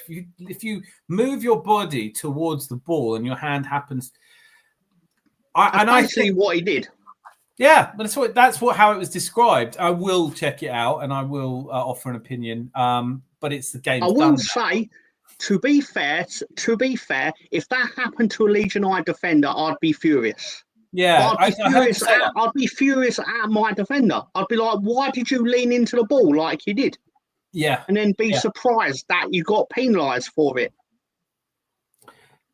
I think that's fair. I think there are times where we get away with it and they balance out. I'm not sure they balance out in every season. I think there are some seasons where you catch more. Wolves as the poster boys for catching VAR shit. Hopefully they don't this season and go down anyway. Hopefully they get every good VAR decision but go down anyway, and then it's all balanced, isn't it? And I'm not saying that because I don't like Wolves. I don't think they're quite. I think I would like it to not be 3 up, 3 down this season. I think I don't see how Burnley stay up. I'm not sure about Sunderland, but Leeds, for the size of club they are, for you, for lots of reasons, I'd quite like to see you stay up. I think it comes down to also like the thing that Sunderland and Leeds, I don't know so much with Burnley, but I would guess probably Burnley as well. You have proper fan bases with proper quote unquote intimidating stadia to go to. Leeds Ellen Road is always going to be a place I remember just thinking, "Oh, fuck this." One of the worst for the opposition team. It's one of the worst places to go on earth, from what I can tell. Underneath, like I've never seen that before ever. You'd sit underneath the Leeds fans, and they would pour piss on you, and you'd be like, "This isn't clever." Like, you can't have one set of teams above another set of teams and then go, "Right, now you all behave yourselves. Okay, everyone get along." I'm just wondering, when you come to Ellen Road, Arsenal obviously, and let's be fair, likely the situation will be that Saka's probably going to score a goal. Will he be astute enough to run to the Leeds fans again? Because that was just one of my favourite things in football. Because I'm seeing even the referee was gesturing to him like, "Are you some kind of fucking moron?" Like, why are you surprised they're throwing shit at you, sir? If you know nothing about football, how have you got this far? Like, do you know what I mean? I don't know. You forget how young he is. or how young he was. You know, like he is. Was he even born when we were in the Premier League? Like, I don't know. This is, like everyone has some slightly wacky views. My slightly wacky view is that he is the actual reincarnation of David Rocastle, because he was born 6 months after David Rocastle died. So, but I can't remember exactly what year that was, and I'm a bit ashamed of that. But I've got a weird stat. Yeah. Do you know that Aaron Ramsdale was born on the same day that Frank Sinatra died? That does make sense to me. That if there is one footballer that I can think of that would be a living reincarnation of Frank, with his I don't even know why I know that. I don't know why I know I'm that. not going to fact check that. I'm just going to take your word for it. But you know what I mean, though? Look, when I say I've got a wacky view, I have come up with that is a good wacky view. Like, there's nothing quite as stupid as that in my lexicon. After that, it's all kind of fairly normal. But yeah, I just think it's too suspicious that they're both the same sort of warrior character, gentleman off the field, warrior on the field, hugely silkily skillful, Arsenal through and through. Come through the youth team, and I just hope that obviously it turns out better for Saka. That's because otherwise he'll end up at Leeds, and I don't think that's a good idea right now. Would you embrace him? I have a lot of respect for Rocastle, in all seriousness. Yeah, cool. Because I know how much your team respects him, and the fact that he decided to join my team. I imagine at the time he could have gone a fair few places, and he was like, "Yeah, I'll go and play for the champions." But Leeds in that period, and even now, despite like a long period of it not going well, Leeds are a big team. It makes me laugh when you see Tottenham in like the Big Six show and things, and you think, why are you there? Like, there are bigger teams. Nottingham Forest is a bigger team for me. Leeds is a bigger team for me. Everton's a bigger team for me. But then I suppose it's my age, isn't it? And I remember the Championship. I remember the First Division, with, and I loved Gordon Strachan. I loved that Leeds team. Eric Cantona was in, and who knows how different it might have been if you hadn't stupidly sold your one brilliant player. I couldn't believe that decision, and I'll say that in hindsight, because obviously I was about 8 years old when we won the league, so I wasn't actually into football at the time. I could lie and say I was a lifelong Leeds fan that way, but I wasn't. I got into it in 1994 with the World Cup, but that's another story. Anyway, but obviously looking back, even then, because when I got into football, everyone's like, "Oh, Cantona's really good." Now, when you discover he played for your team, I'm like, so why is he not still at my team? Yeah, I know.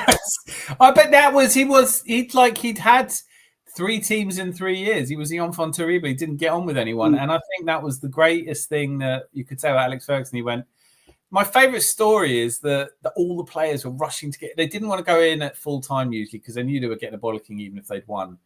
But the night that Cantona launched himself into the Crystal Palace crowd and took out, they were all like, I can't wait to get in, or we're going to. And Fergie comes in and goes, "You were fucking terrible. You were fucking terrible. You were fucking terrible." And Eric, you can't do that, mate. And then he goes, "You're fucking terrible." And it's like, when you've got Eric Cantona on your team, you just got to go, all right, like he's next level. But he was next level for Leeds as well. I mean, I think he might be the only person in my lifetime to win the league back-to-back with 2 different teams. I believe he scored the first ever Premier League hat-trick, if I remember rightly. Probably turned his collar up and probably did it in a way you don't see enough style. I think Ronaldo with his zoo celebration and all that, you do have a few, but swagger, there's 1 or 2 players that have the swagger that Eric Cantona had, and you like watching them. I'm going to rocket through some of these comments. Who slagged you off, winding me up? Everyone slags me off. Dan is quite sensitive, really. I am. I'm hugely sensitive. I took it precisely moments, not exactly sure, but I got one comment in and was blocked. Yo, me. Right, we're going to start this. This is a new thing I've started, inspired by Nath. How long you can be in a chat before you get blocked? I want to get blocked under 2 minutes. But you can't say anything that's like, naturally blockable. You can't go in there and just say something really wrong. You've got to say something that on the surface looks like you shouldn't be blocked, but we'll just...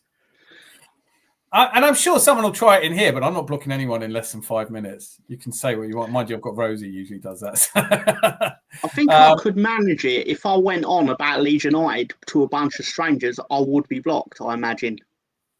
If you went what? If you said what? If I went on about my football team to a bunch of strangers that don't support my football team, I'm pretty sure I would be blocked. I don't think they block you. They just ignore you. It depends. I suppose it would depend on what I say. Yeah, and that's the thing. And I'm listen. I'm launching the challenge. All right, we will think of an actual prize. Sean's been speaking to his Irish missus. We can't think of a difference between English and Irish. Just that Irish is like a northern full English black and white pudding. I don't know if they have white pudding in northern. I listen, because of my grandmother being Irish. We always had white pudding, and I always liked it. But you know, right, Idris, is that you?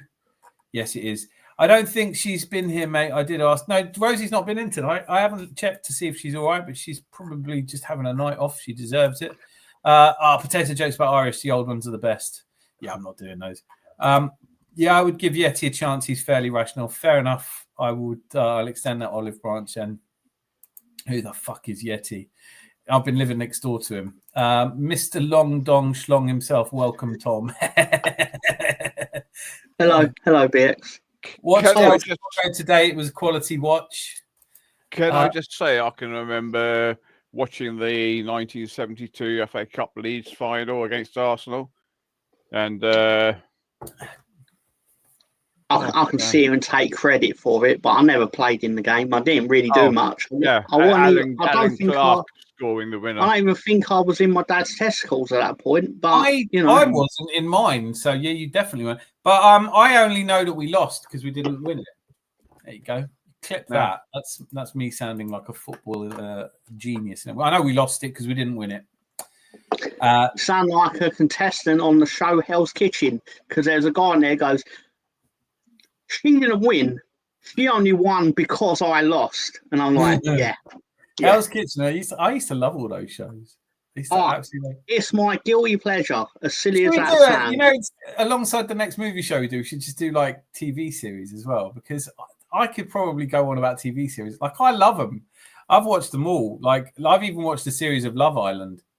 And then I just suddenly thought, don't more people end themselves after this show than fall in love? Like, couldn't you just call it End of Life Island or something? But I shouldn't have laughed at that, but I did. Admittedly. No, you did what it is. Yeah. Mr. Tom, calling Mr. Tom. Aqua, that's it. Yeah. Call him Mr. Tom. He's a top gooner, but the show was nicely presented. El Smuggo. Isn't he on the podcast, Mr. Arsenal podcast? Isn't that it? Yeah, he's Ryan's mate. Yeah. Yeah.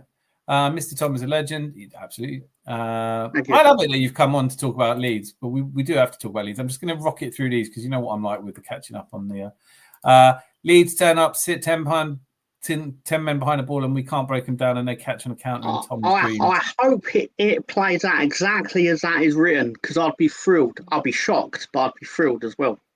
Teams did it to us last season. West Ham did it to us. I mean, we have struggled breaking down a low block. It didn't look like, I mean, apart from that, let's face it, frankly, a little bit easy corner against Man United. We didn't look like we were going to score.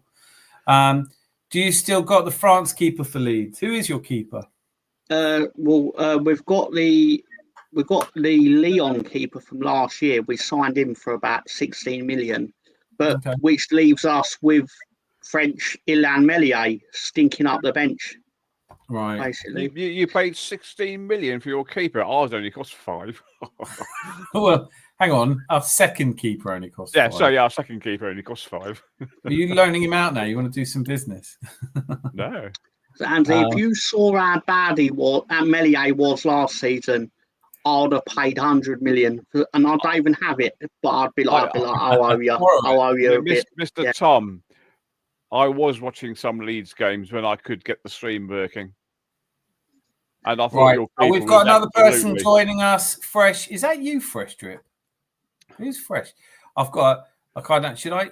Do I? Is this boxed fresh, or I have to go through this? Hold on there. You haven't got your camera on either, so it's a bit. Can someone just tell me who it is? So we've got Box Fresh. Hello, happy fucking days. Eze like Sunday morning. It is pronounced Eze, but let's all just carry on calling him Eze. Yes. That's twice when he's done it. Nothing much. Saka score against Leeds before. Tom should just become a gooner after that Aaron Ramsey fact. Or Ams and Ramsey fact ADO. Who's Aaron Ramsey playing for now? Welcome, Noah. Delighted. League, blah, blah, blah, blah, blah. Can I get anyone who hasn't given Lee Chapman and Danny Wallace? I remember them. Lee Chapman. He was married to Leslie Ash, who was a bit of a sort. It was. Allegedly, Canner tried it on with Chapman's wife, which is why they're falling out.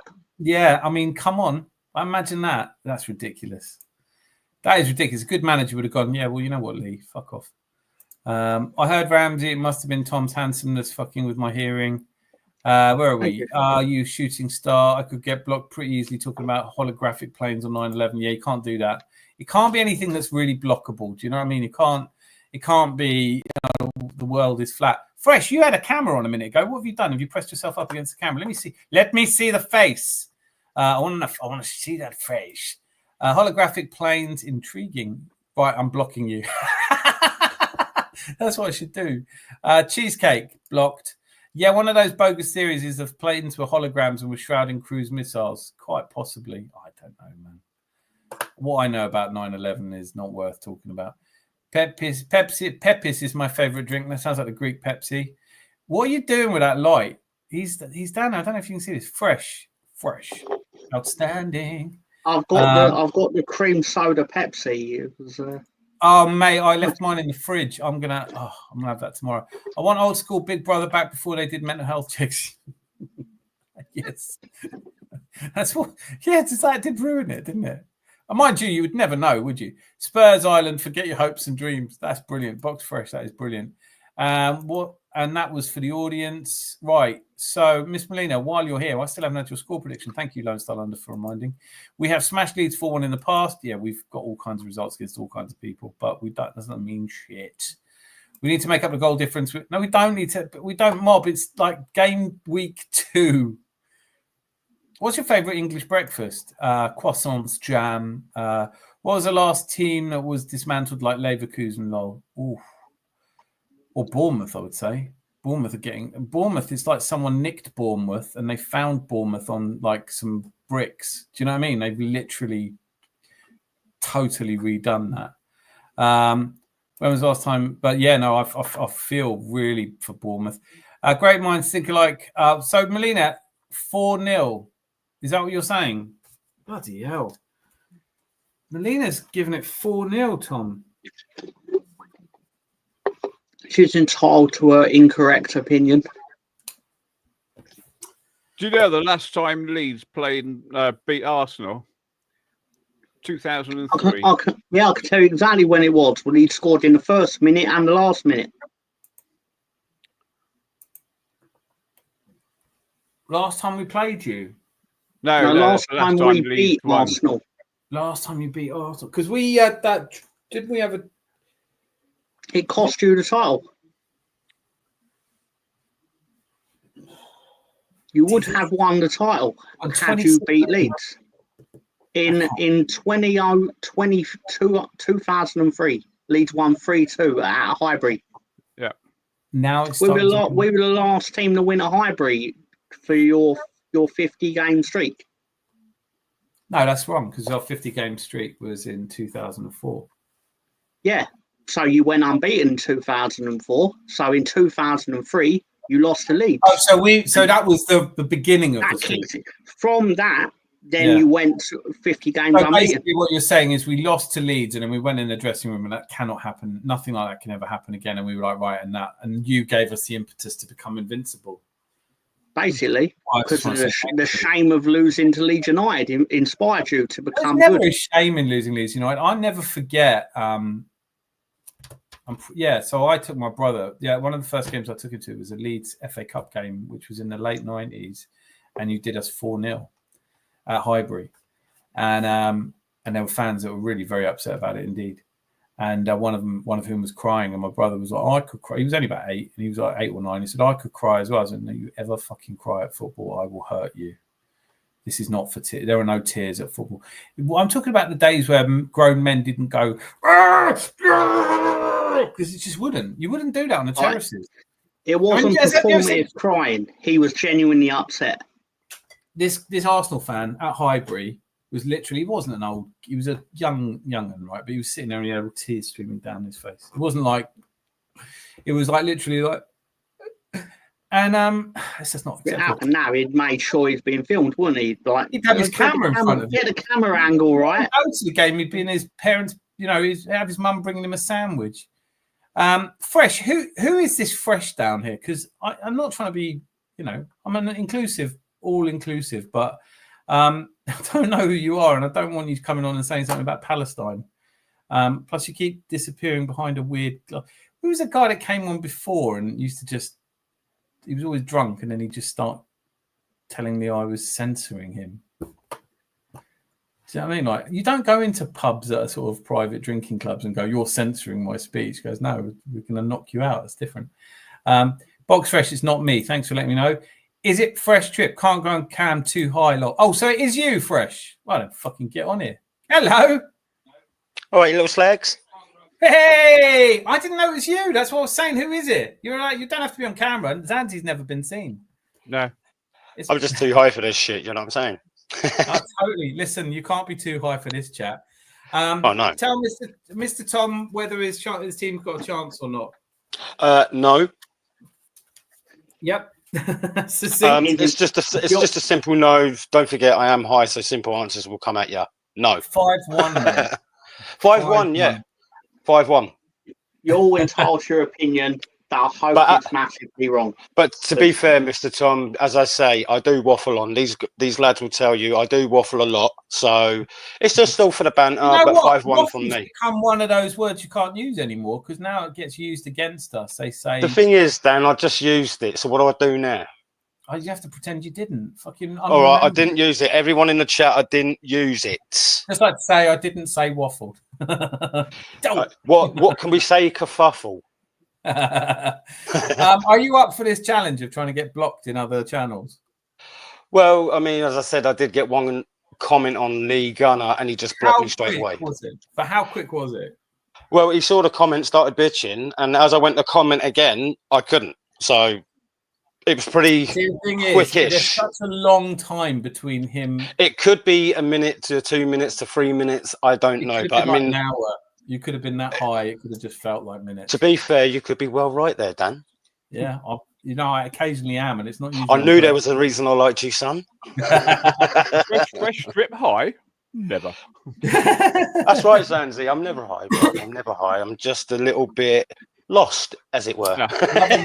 Loving life. No, you got me well jealous on more than one occasion because it's been since November for me. I mean, look at how much more productive I've been. Yeah, but you've been smashing it lately with the staying on the ball, in it every Tuesday, every Thursday. I have. Do you know what? Thank you for noticing. People don't give me the credit I deserve, but yeah, Tuesday, Thursday, Sunday, without fail. Yeah. Without fail. We went live yesterday without even so much as a preamble. Bam. Mm-hmm. That was. Oh yeah, I loved it. Miss Melina came on. Gary came on. Yeah. Sam came on. Absolutely loved it. Can I just quickly say something to Tom? Tom, there's no point checking on there, mate. The last time we've in league and cup games, we've beaten you 14 times now, and you've had 12 times, and you've had 2 draws. I was actually checking that my Frank Sinatra bollocks was correct, and it is. Frank Sinatra. Yeah. And it is correct. Born on the day that he died. Question is, can Ramsdale sing like him? Yeah, of course he can. Now, of course. You can sing like he sings now. Last time we lost to you was 2003. May 2003. In the chat. Yeah. And that was a home. And before then, we've been pretty much 2001. You were always tough. You were always tough opposition. Just don't look at the 70s because we had a really bad one then. Oh yeah, no, we did. No, I'm thinking more 90. I'm trying to think the 91 season, 1990, 91, and 1989. I'd have to go all the way back, but it's always tough. We've had some players about 6 times. You took John Lukic off us as well, didn't you? That's before your time, I know. I remember playing you. Didn't we play you like 4 times in the FA Cup one year? It's the reason why they took away the replays, because the FA got sick of organising a Leeds Arsenal match, basically. Yeah, that's not. I do remember when I believe Omri came back and for the second time and had a wonderful little moment against you boys. That's one of the worst days of my life. I think it was one of the best days of mine, my friend. as soon as he got in the tunnel, he should have been in the drug testing people. They should have gone. Let's make sure they got the paperwork right and things like this. I was just like, nah, it's almost your club is so big at that time. In comparison, I'm sitting going, why are you bringing on Thierry Henry out of retirement? It's genuinely unfair. It was. I want more moments like that in football. I mean, I thought we were going to see that when Ronaldo went back to Man United, but that is a club. Well, I actually thought at one point Cazorla might make it back to Arsenal. But yeah. Well, it's still perennially rumours about him coming back as a coach, but I don't see it now. Do you think that's actually still on the pipelines, or do you think I think it would have happened. I don't know. Listen, I don't have any inside information. If I'm a bit pissed off about our coaching staff, it's because I don't mean like, all right, we've got Gabby Hainter, but why don't we have any, like when Pep's sitting next to some really respected Yala Lilo, whatever his name is, who's every manager in the world goes, oh, he really knows his shit. Or at least if we had like a Marcelo Bielsa sitting next to him, do you know what I mean? You'd go, he's got someone there who can say, Mikel, you need to put a player on now. Yeah, of course. Yeah, I think that's one of Arteta's problems, really, is the subbing times and stuff like that, the rotational every now and again. It's not happening enough for me, because I think, now that we have the players that are on the bench, if you look at our bench now, it's much better than it was last season, let's be honest. No, I'm not trying to piss on anyone's parade. It's still not mega exciting, is it? No, of course not. No, but I mean, when you look at last season and you're looking at Ethan Wanyeri and possibly, that is probably the best player we had on the bench last season, right? And that's in defence, midfield and attack. No, look, I totally take your point. We have absolutely added to our squad strength. But whether it's good or not, we'll see. Don't even mention Sterling. I don't know what you mean, Zandy. What have you? Yeah, I don't know. Yeah, when did that happen? He's a superstar. I really thought we would do that again. Loan another player. Like that. Do you remember when he said like you're yet to see the best of me or something? Yeah. I'm still waiting. Yeah, you know what though? I always had I still don't have a bad word to say about Sterling. I've not got a good one either, but no, I haven't got a bad word to say about him. Like, I don't think it's his fault. Like, I mean, you know what? We signed him at the last minute. We obviously didn't do our due diligence. We didn't, Yeah, I get that. And for a start, I think we could all agree, or I think we should all be able to agree that Mikel Arteta didn't have anything to do with signing. That was like one of those ones where Edu's been out in the transfer window getting pissed and just gone, fuck, I haven't brought back a striker. Shit, what's still on the shelves? It's like bringing flowers back. Yeah. He's gone like, I've brought you he's versatile. Oh yeah. He's scored more goals than he's the 4th highest goal scorer in the Premier League. It's not Sterling, is it? No. Yes. Fuck off. Yes. I didn't like him when I was at Man City. To be fair, I think his best time was really at Liverpool, right? I would say. Yeah, I would. No, City's still his best. No, he's far more successful at City, to be fair to him. Oh, right. Okay. If you're looking at in the way of success, I thought as a better player alone, by his own self, like he seemed to look good in a team that wasn't so great. You put him in, obviously, Man City. He's got a team full of top players, isn't he? So anyone can. He could be right there. He could be right there, to be fair. But Mr. Tom, you know what? Like, I know. I think I can rely on you to be objective about this. There's a question mark for me is who has the. So there's 2 points about predicting this season, isn't it? Who's likely to win the title? And none of us know. It's about the same odds right now on us and Man City. But who do you think has the best squad and who has the best first 11? Tough one. I'm leaning towards the squad, assuming you actually get Eze through the door. Is probably your team. But at the same time, I thought that on a couple of years and then been stung by it. So at the same time, it's a lot easier to sit here and go, well, Man City have spent blah, blah, blah, and it's probably City. And we haven't, and it's I don't care. No, again, of course, that's why it's great to ask you, because we're all biased and do care. I mean, if I ask Zanzi, who do you think's got the best squad? The whole, it has to be us, surely. With, I don't know. With the depth and stuff like that. I would say definitely between Liverpool and Arsenal, but it's very hard to call because if you look at the game that we played against United, as good as they were in the attack, we were still good in the defence. So if they still I would say what lets us down is exactly what you just said there. I think it is just our attack. I mean, there's not a lot of squad depth. I mean, now you know, there's a lot of players that can play as forwards, but we've got one striker. Even Man City have got Marmoush and they've got Haaland, they've got Cherky, they've got Rangers, they've got Rodri. Question is, will they all gel together though, Dan? You know, that no one knows that yet. But I'm talking about on paper who has the best. Yeah. Of course. I've got a question about your team, or to all of you basically. Is it fair to say your club is never really more than 1 or 2 injuries away from an injury crisis? Up until this season, yeah. I mean, we went into last... Yeah, go on. Sorry, Dan. No, you go first, mate. No, I talk enough. No, you don't, Dan. All right, well, shut up for a moment. Can I have a pint, please, Zanzi, while he's talking? Might need to. Do you want some of the special cider? The one that knocked me out the other day, give me that one, yeah. All right, okay. Go on, Dan, as you were, mate. Sorry. No, what I was going to say was... we went into the start of last season. We let Emma Smith Rowe go, Eddie Nketiah go, Fabio Rivera go, and Reece Nelson go, and we brought in Sterling. So you don't have to have GCSE maths to go 4 went out, 1 came in. Exactly. What do you do if you get an injury? I looked at this season was the first season I really did an analysis of where everybody plays to find the gaps. And I found that there was a gap at right centre back that we would like him, because I know Ben White can play there, but if he's playing right back, he can't play there. So you do this properly. Yeah. Our gaps were obviously we lost both our defensive midfielders. We brought 2 in. We needed a right-sided centre back. We brought in Mosquera.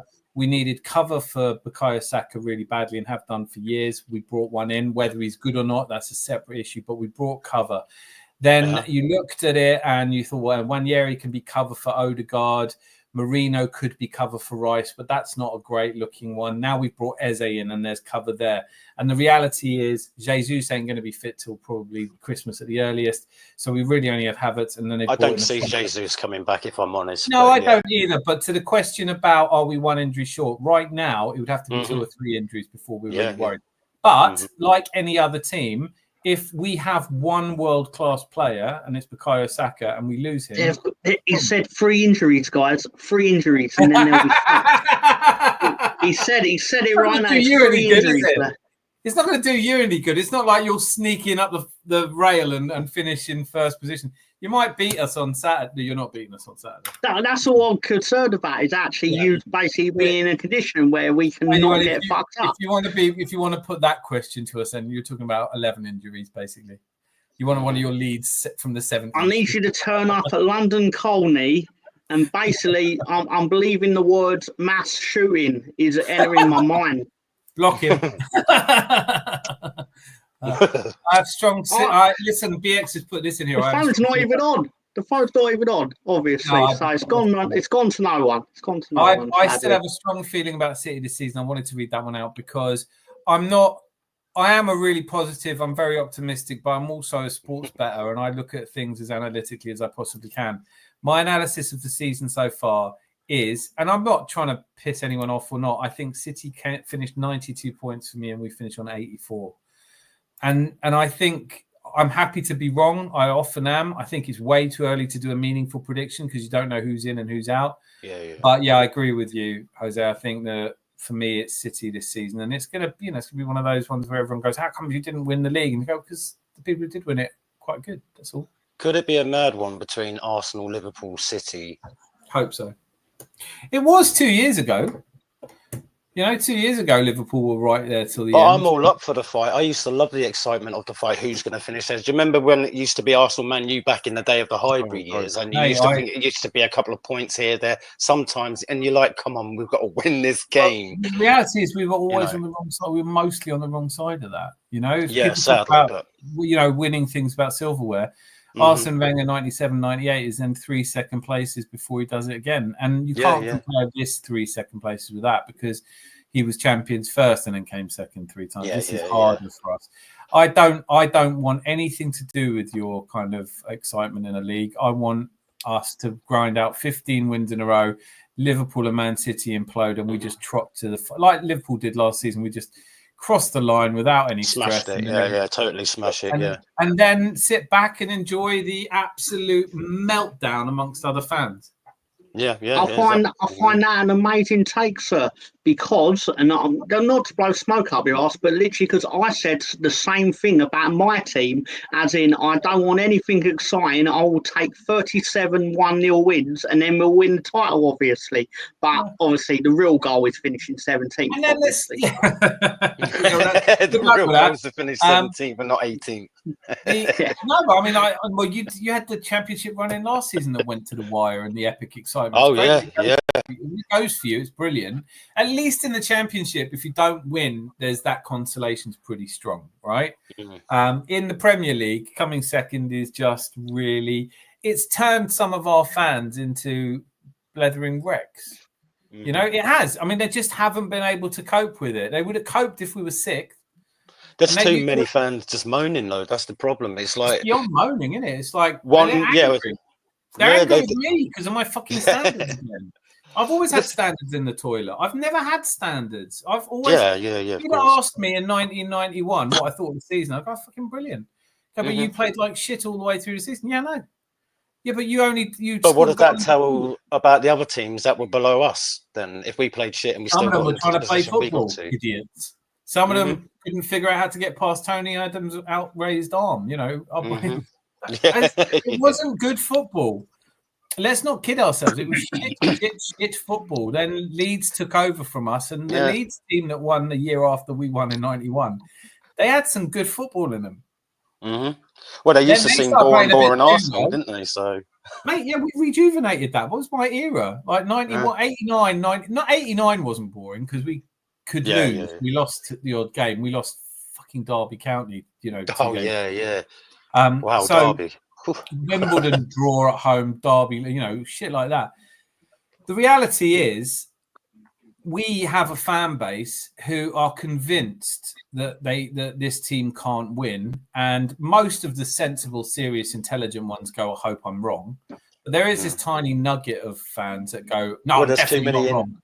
There's too many entitled fans as far as I'm concerned. They forget that the actual competition is it's a competition for all teams, not just one team, and they expect Arsenal to just go walking it all the time. Well, you do see this in all fans though. Like you saw the Tottenham fans today going, why didn't we just pay what Crystal Palace wanted? And you go, we did. But Eze was never going to go there, was he? Come on. I think Eze would have gone there if we'd said, look, it's just not happening. And if we said no, then yeah. David Ornstein at lunchtime yesterday was saying there is no strong interest in Eze from Arsenal. Yeah. He must have done that interview on Sky Sports Transfers and got a phone call from someone at Arsenal going, what are you doing, David? So it's my understanding you weren't interested. Yeah, well, watch this. Yeah. He also said the same thing about Thomas Partey, and then all of a sudden, literally the next day, we signed Thomas Partey we smashed his hit his. I don't know who that is, but I'm guessing that's a player that used to play for us sometime before I was born, probably. I should have really just said TP. Really, I don't really. In a time before gentlemen were gentlemen. Yeah. We can move on from that already, because I'm already done with it. First, I think the first time I feel comfortable giving a real prediction for the league is in end of October. But everyone wants us to do it now. Everyone says, who do you think's good? Everyone watches Man City dismantle Wolves and they go, oh, yeah, they're the best team in the league. And you go, you were saying this about Man City at the start of last season as well.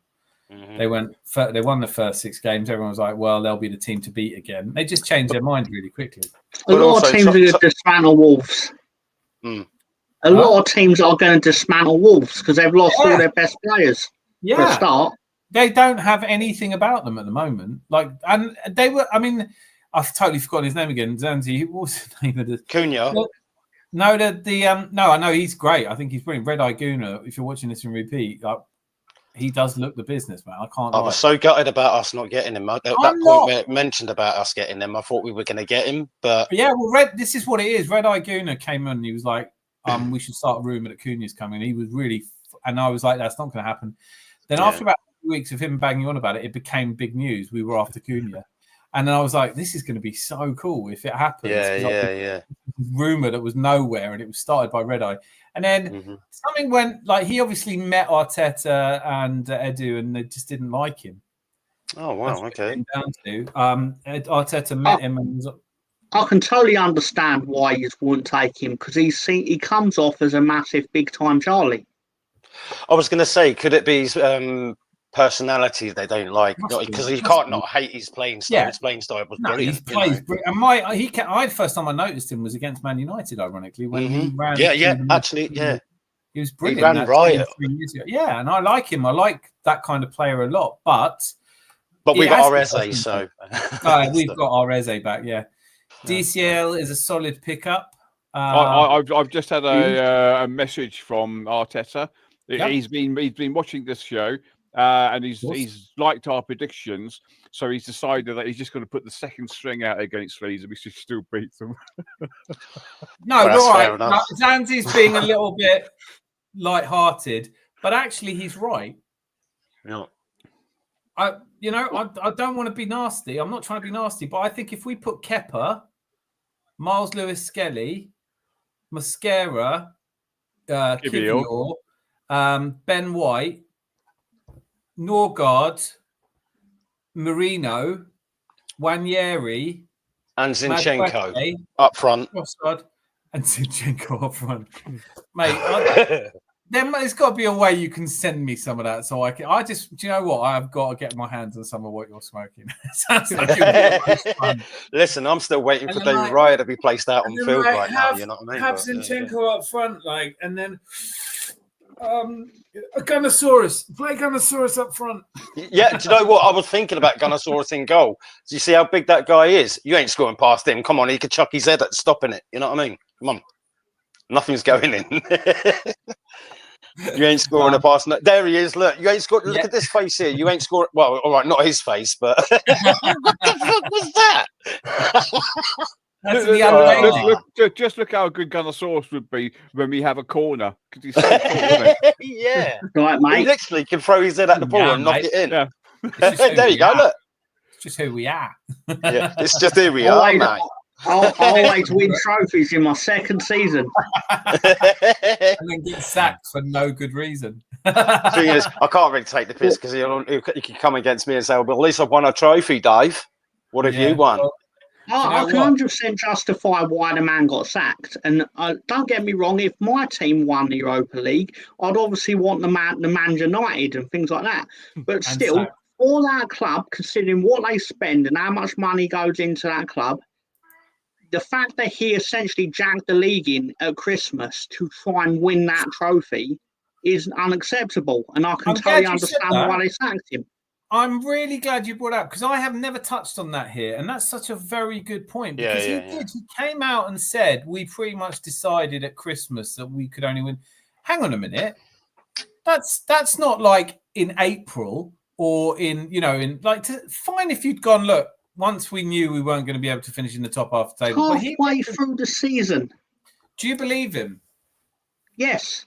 Because they played like that was the case. I think he's just a clueless manager. Look, this is I love it. There's got to be a channel. Can you go on Nick Football Club and say that, and you'll be banned in 2 minutes, wouldn't you? I can't take any Australians seriously as soon as I hear the accent. Oh, mate. Yeah, it's like they're trying to be serious, and all I could think of was Skippy. What? No, He's I was down. thinking. He's down a well. If you're still here, you will absolutely love this. But he always used to. We used to work with a guy who, you know, the seagulls, and I can't remember which Pixar movie it is, but they're like, mate. And he was like, Finding Nemo, isn't it? Yeah, I think it might be. Yeah, I'm not. But yeah, that is. It's like mine. So I just go there with a picture of those seagulls and just be like, mate. Yeah, that's him just slapping someone. Mate. If you'll be pleased here, I'm taking this properly seriously. I really want to get blocked in 2 minutes. That sideline, though, serious business with the arm raising in the Arsenal days. Absolutely brilliant. After 10 games, Saturday night, 11 with the Academy Award. Did Jesse Heisenberg win for his film A Real Pain? No idea.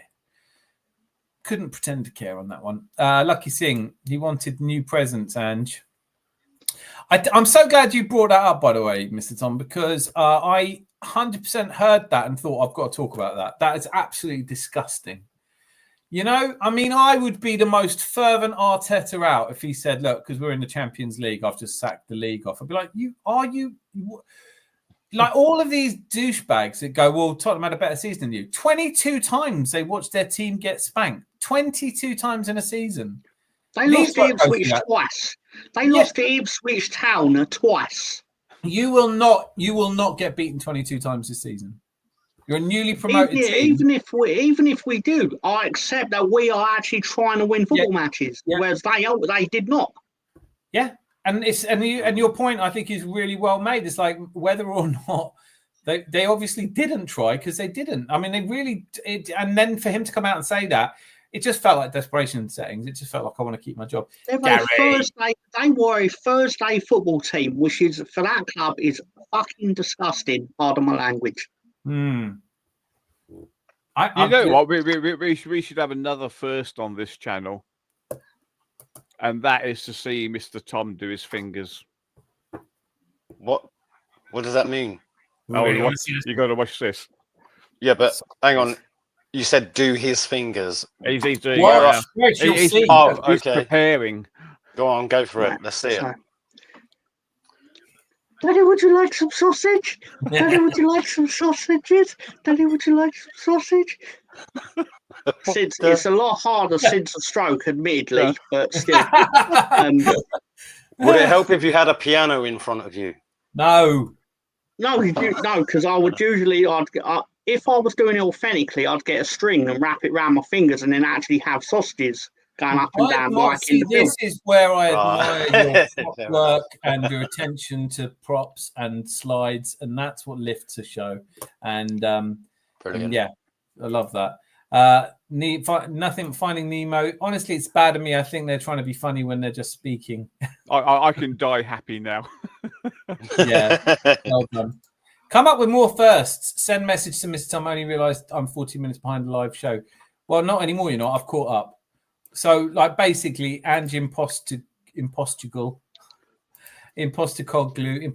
Clue. I miss him. I realised too late after spending hours writing the No Time to Dare parody that there's no point doing it anymore because everyone's moved on. We will miss his little charming interviews. You know, it's just who we are, mate. Right. Yeah, we are the Tottenham. You know, I mean, that's the way we go, mate. This club's rotten from the ground up, mate. One thing I love about football media is basically one of the first times I saw it, and I think he was on BT Sport and in the UK, and basically, you know, when they like put the microphone on people, but they had an outtake where basically someone that worked there behind the scenes went to put the microphone on Ange, and he went, right, mate, you should take me out to dinner first. Yeah. The way they all went on about it was like you'd thought the man had just invented comedy. Yeah, I know. It acted like it was the funniest thing they'd ever heard, and it was like Redknapp, I think, wasn't it? Joe Cole or Redknapp, or two of them, and it was just like, all right, mate. But to be fair, when you compare him with like Unai Emery or Arteta or any of the other sort of, or Pep, who never looks like, you know, like Pep. With Pep press conferences now, it's always like he's basically a captured airwayman. Do you know, he's a captured airman, like who's. And Saddam's got him do an interview. It's like, you know, like every question's stupid, you know, like, so, you know, plucky last minute equalizer. No, it wasn't. All right, sorry, I don't know. Look, listen, I'm contractually obliged to be here. You clearly are as well. Do you want to say something, or should we just play some Scrabble? You know, yeah. Like when the one for me for last season, and I'm sure we've already alluded to this once or twice in the last week or so. Pep Guardiola comes out with a massive cut on himself, and apparently you're not supposed to ask about that. You know, like, why would they ask you about that? First thing I'd ask about. Mate, you know you've got a massive Mars bar on your nose. Like, what's that? Oh, I cut myself like this. Look, well, don't do it again, you donut. You fucking. First of all, I'm not familiar with a world in which people just go about cutting themselves with their thumb. Right? It's just not. That's a new thing for me. I'm not a millennial. Explain it to me. How's it working for you? And second of all, shut up. Don't mention it. Do you know what I mean? If you came out with a bit of broccoli between your teeth, I'd mention it. You've hurt yourself on national television. I mean, if his eye was hanging out down on his cheek, you'd ask about it and say, "You right, mate?" What's that got to do with a match? Nothing. Ask me all the tactics. Didn't you see him? I was like, oh, fuck off then. No, I'm mounting a one-man campaign to dismantle post-match press conferences and interviews because no one enjoys them. And we are a bit shit. When that Sky guy turned up with a fucking balloon and I'm sitting there watching it going, do you have to read a poem? Roses are red. No, Arsenal are red. Man United are too. Stop it, please. You know, like, I don't want to know where this goes in the film. The next part of this film is a bit where the funny music comes on, isn't it? Yeah. So I want to be in charge of Arsenal's press conferences from now on. I want to do the unveiling of Eze. That's what I want to do. I think, like we've said a couple of times, Molina, I think, said it yesterday. Get him, Manu Petit in a cab, drive him, have Sol Campbell standing there. David Dean. Sol Campbell, I'd be Can't brilliant. we just make Sol Campbell be the actual taxi driver? Oh. And he turns to him and says, "Oh, mate, where you going? To the Emirates, please, boss." No! Get Ange to do it. This is getting mate. This is my next parody video. You've just given me an absolutely brilliant idea, because do you remember when Sol Campbell moved to Arsenal? Adidas did an advert that said, "What's the shortest route from White Hart Lane to Europe?" And it was a map of London, and it was just the map was the route from White Hart Lane to Highbury. Yeah.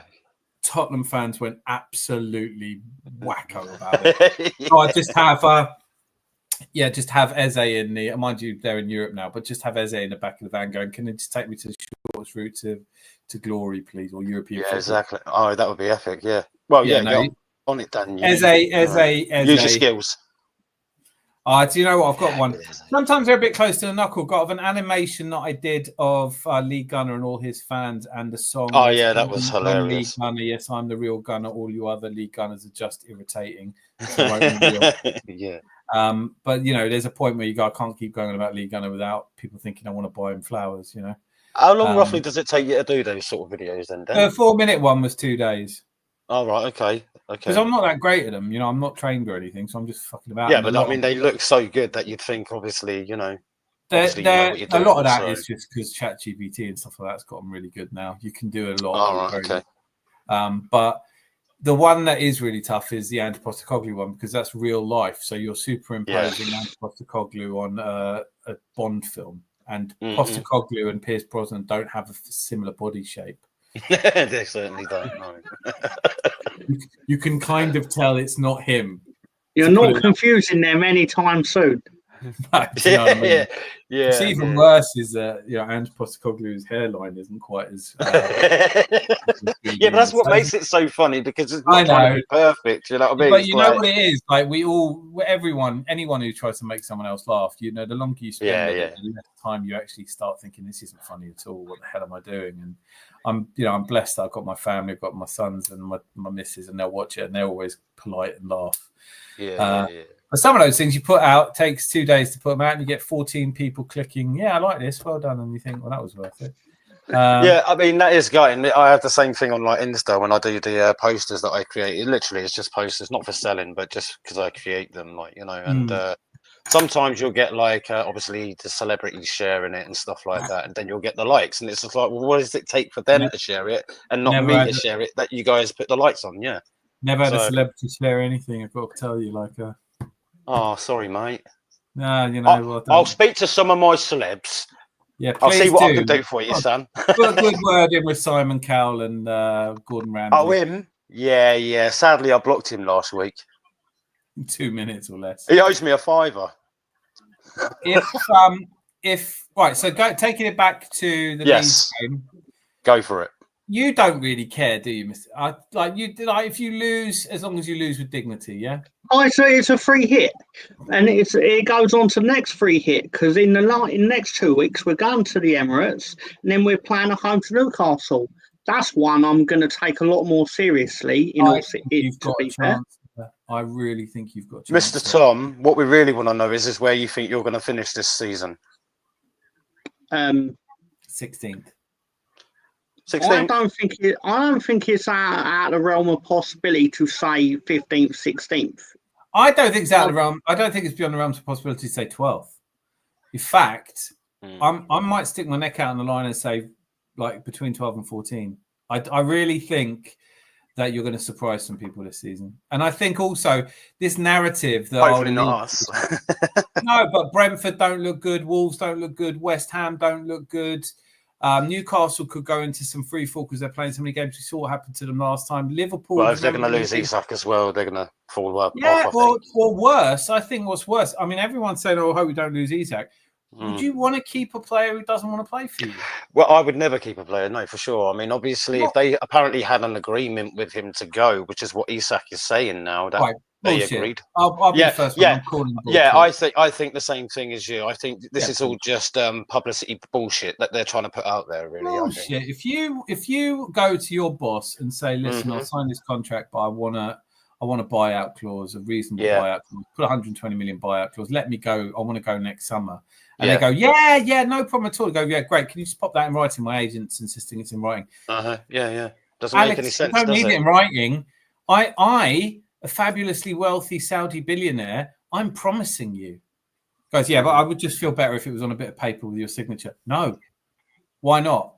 Just don't have any ink at the moment. We're just trying to save the ink. What the fuck are you talking about? I use a recruitment consultant, which is nothing like being a football agent or a lawyer or someone who has serious contract. But we used to sign someone up for a job, and we would be sent out to get them to sign a contract. Because if you didn't actually have their squiggle on a bit of paper, it wasn't real. You couldn't put it on the board. And the number of times I've had people go, Dan, I can't sign it. I'm just out. But listen, trust me. And you trust them. And what happens? And then what am I supposed to do? Go to a tribunal? But he promised. Yeah. No, listen, if you're an agent or you have an agent and your agent's okay with you having verbal promises, sack your agent. That's the exact reason. I promise you this. Not one single agent has a verbal agreement with their fucking client. No, Alex, I've managed to get you a promise from Saudi. Could you just sign here, please, so that I get 20%? Well, what? No, why? I promise you. Oh, fuck off. I'm not an idiot. Do you know what I mean? Like with the whole market, you're talking about deals that cost 120 million quid on a promise. Oh, it was in the bar after a game, and King Faisal said, "Oh, you can leave if you want to." Nudge. Don't be stupid. What's happening is that agents are advising their players that with the Lassana Diarra case, any of us know how legal transfers are. And so there is going to be a point where teams like Crystal Palace aren't going to hold on to people if they don't know if it would be legal to do that. But Saudi-backed private investment fund have decided we're going to tough it out. Because if they lose a shitload of money in a court case, it's not going to bother them. But they want to put a marker down that they're not going to get effed with. That's a stupid move. I would like to just quickly preface the fact of I like to congratulate sports washing on winning the war on sports washing. The minute you turn up with a couple of billion quid, every fan of every club goes, oh, North Korea's human rights record, not great. But you know what? Kim has come in and he said he's going to buy us Isak up front. And, it's all right. They might still kill gay people for the crime of, being gay. But look, he's going to buy us the fullback we need. That's it, isn't it? Like sports washing works like Chelsea fans, good, proud English club with a Russian owner. And that's brilliant. Well, I ain't trusting any man named Kim. Let's just put that out there. I'm not trusting any man named Kim, so I just can't do it. I'm trying to think. Do you not trust Kim Kallstrom? No, not with his back. Nah, his back was all done in, wasn't it? So I can't help it. I've got the weirdest obscure knowledge of. That was brilliant because I immediately went to the famous spy Kim Philby. I suddenly thought, you know what, you haven't let yourself down yet, have you, Fresh? You didn't trust Kim Kallstrom or Kim Philby, and it's not doing you any harm, is it? I just don't trust any man named Kim. How did you know that he was a spy? Just the name. Well, I think the name gives it away, doesn't it? My name's Kim. You're a spy. You're a spy. I could think of a bloke's name called Kim, and I went straight away to Kim Bassinger. And as soon as I went to that, I went to that famous clip. And then you went for the Kleenex, and that was it. The end. Or was it in French? Fin. Roll credits. Roll credits. Yeah. That's a nice one. Film. Yeah, go on. We go to trust a man called Kim. We've taken a circuitous route, but I like it. What are we talking about? Trust him. Oh, Kim Jong-il, that's it. Yeah. No, sports washing has won the war against. Listen, how Chelsea fans have changed their tune about their ownership, and it's still by isn't it funny they're going after Garnacho? Of course, he's a winger. You know, like you can't have a winger that Chelsea don't sign. It's like we want him. I mean, Garnacho will suit Chelsea with his bad attitude. I mean, Chelsea are pretty much scummy in that way, innit? Let's be honest. The attitude of some of those players is just crazy. But when they come away from Chelsea, like some of the players that have come to Arsenal, their attitude completely different. I wonder why. My favourite bout of hypocrisy loosely relating to what was just said is like, Chelsea bought Chelsea have bought Enciso from Brighton. Yeah, they're buying. I didn't know it was done. Yeah, done. But the way it's been announced is basically he's going to Chelsea Strasbourg. Yeah, because obviously they're a feeder club. But the way the media are reporting of it is like the media are outwardly accepting that this multi-club ownership is a thing. But also in the same transfer window where Crystal Palace have been booed out of Europe.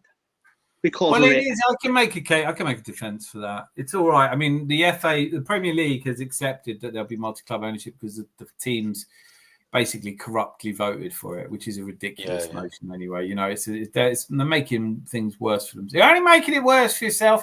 But if Strasbourg are playing in the Champions League and Brighton won't be anyway, so it doesn't matter. But Brighton, he hasn't left yet. He's still at Brighton. No, because he's almost certainly. Well, they love selling to Chelsea, don't they? They've got him on speed dial. Can you blame them? I actually don't blame them one bit because I'd love taking their money. I like Enciso as well, but he's struggled last season with injuries, and he's been injured most of the preseason. And he's one. To be fair, I love Brighton Hove Albion because the family. I'm married into a Brighton family. So that's the second results I look for. And Herzog I have a lot of time for because I also like St. Pauli and he brought them up. But I've got to say, I'm not feeling a believer's going to go, isn't he? I think Bonanotte looks like he's going, and Ciso's going.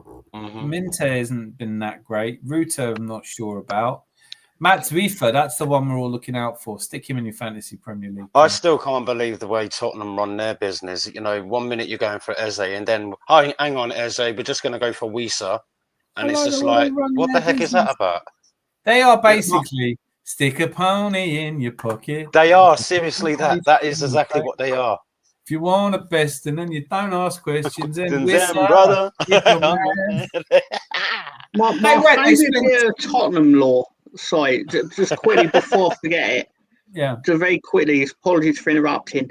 Is when the Big Six thing happened during the pandemic, and obviously they were listing all. Not to get into that, but it's when it happened. They were.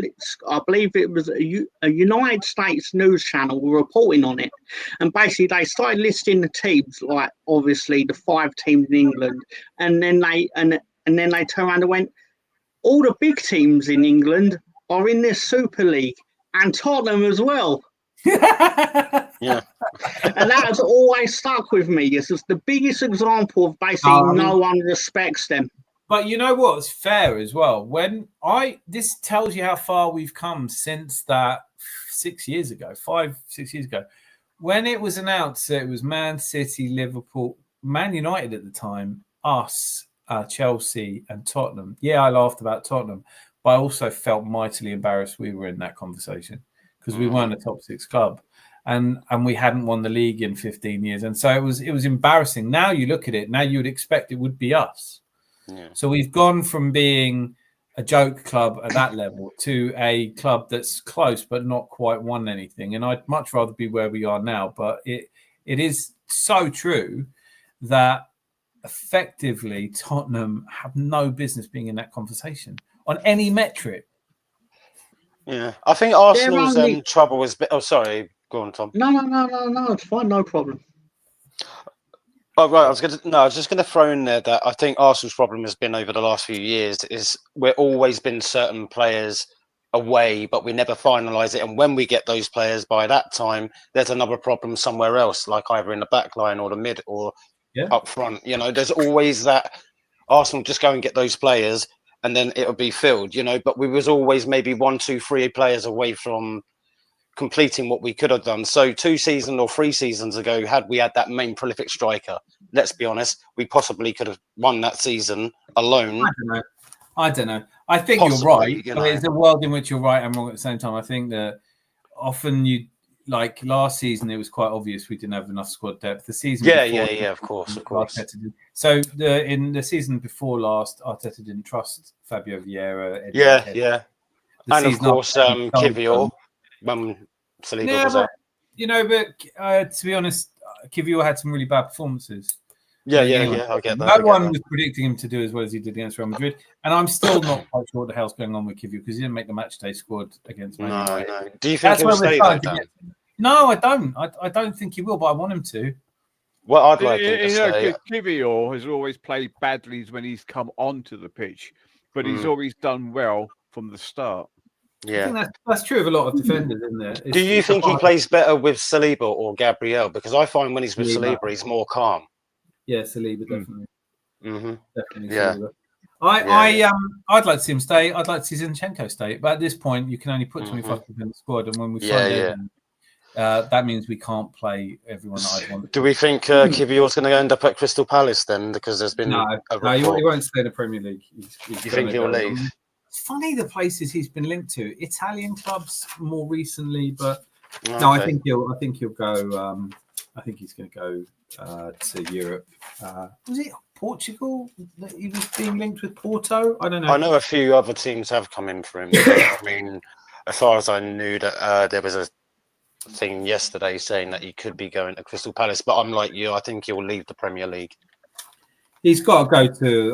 Well, we've got to get rid of. The bare minimum, Fabio Vieira, Reece Nelson. Of course. We can't be cancelling contracts of players like that. But at the same time, it's starting to look like we might have to, right? Yeah, of course. But the thing is, what is the point paying players that are doing absolutely nothing? If they're going to add something, fair enough, pay them and let's utilise them. The League Cup, I get. I mean, no, you're right. Of course you are. Like, we're not paying small amounts. It's literally like having players sitting there training all the time, never being played, but yet they're getting paid. And I think that's where we're just being fools because we're paying them even 60,000 a week is a lot of money. You work that out, and we're paying that to a player that's doing nothing.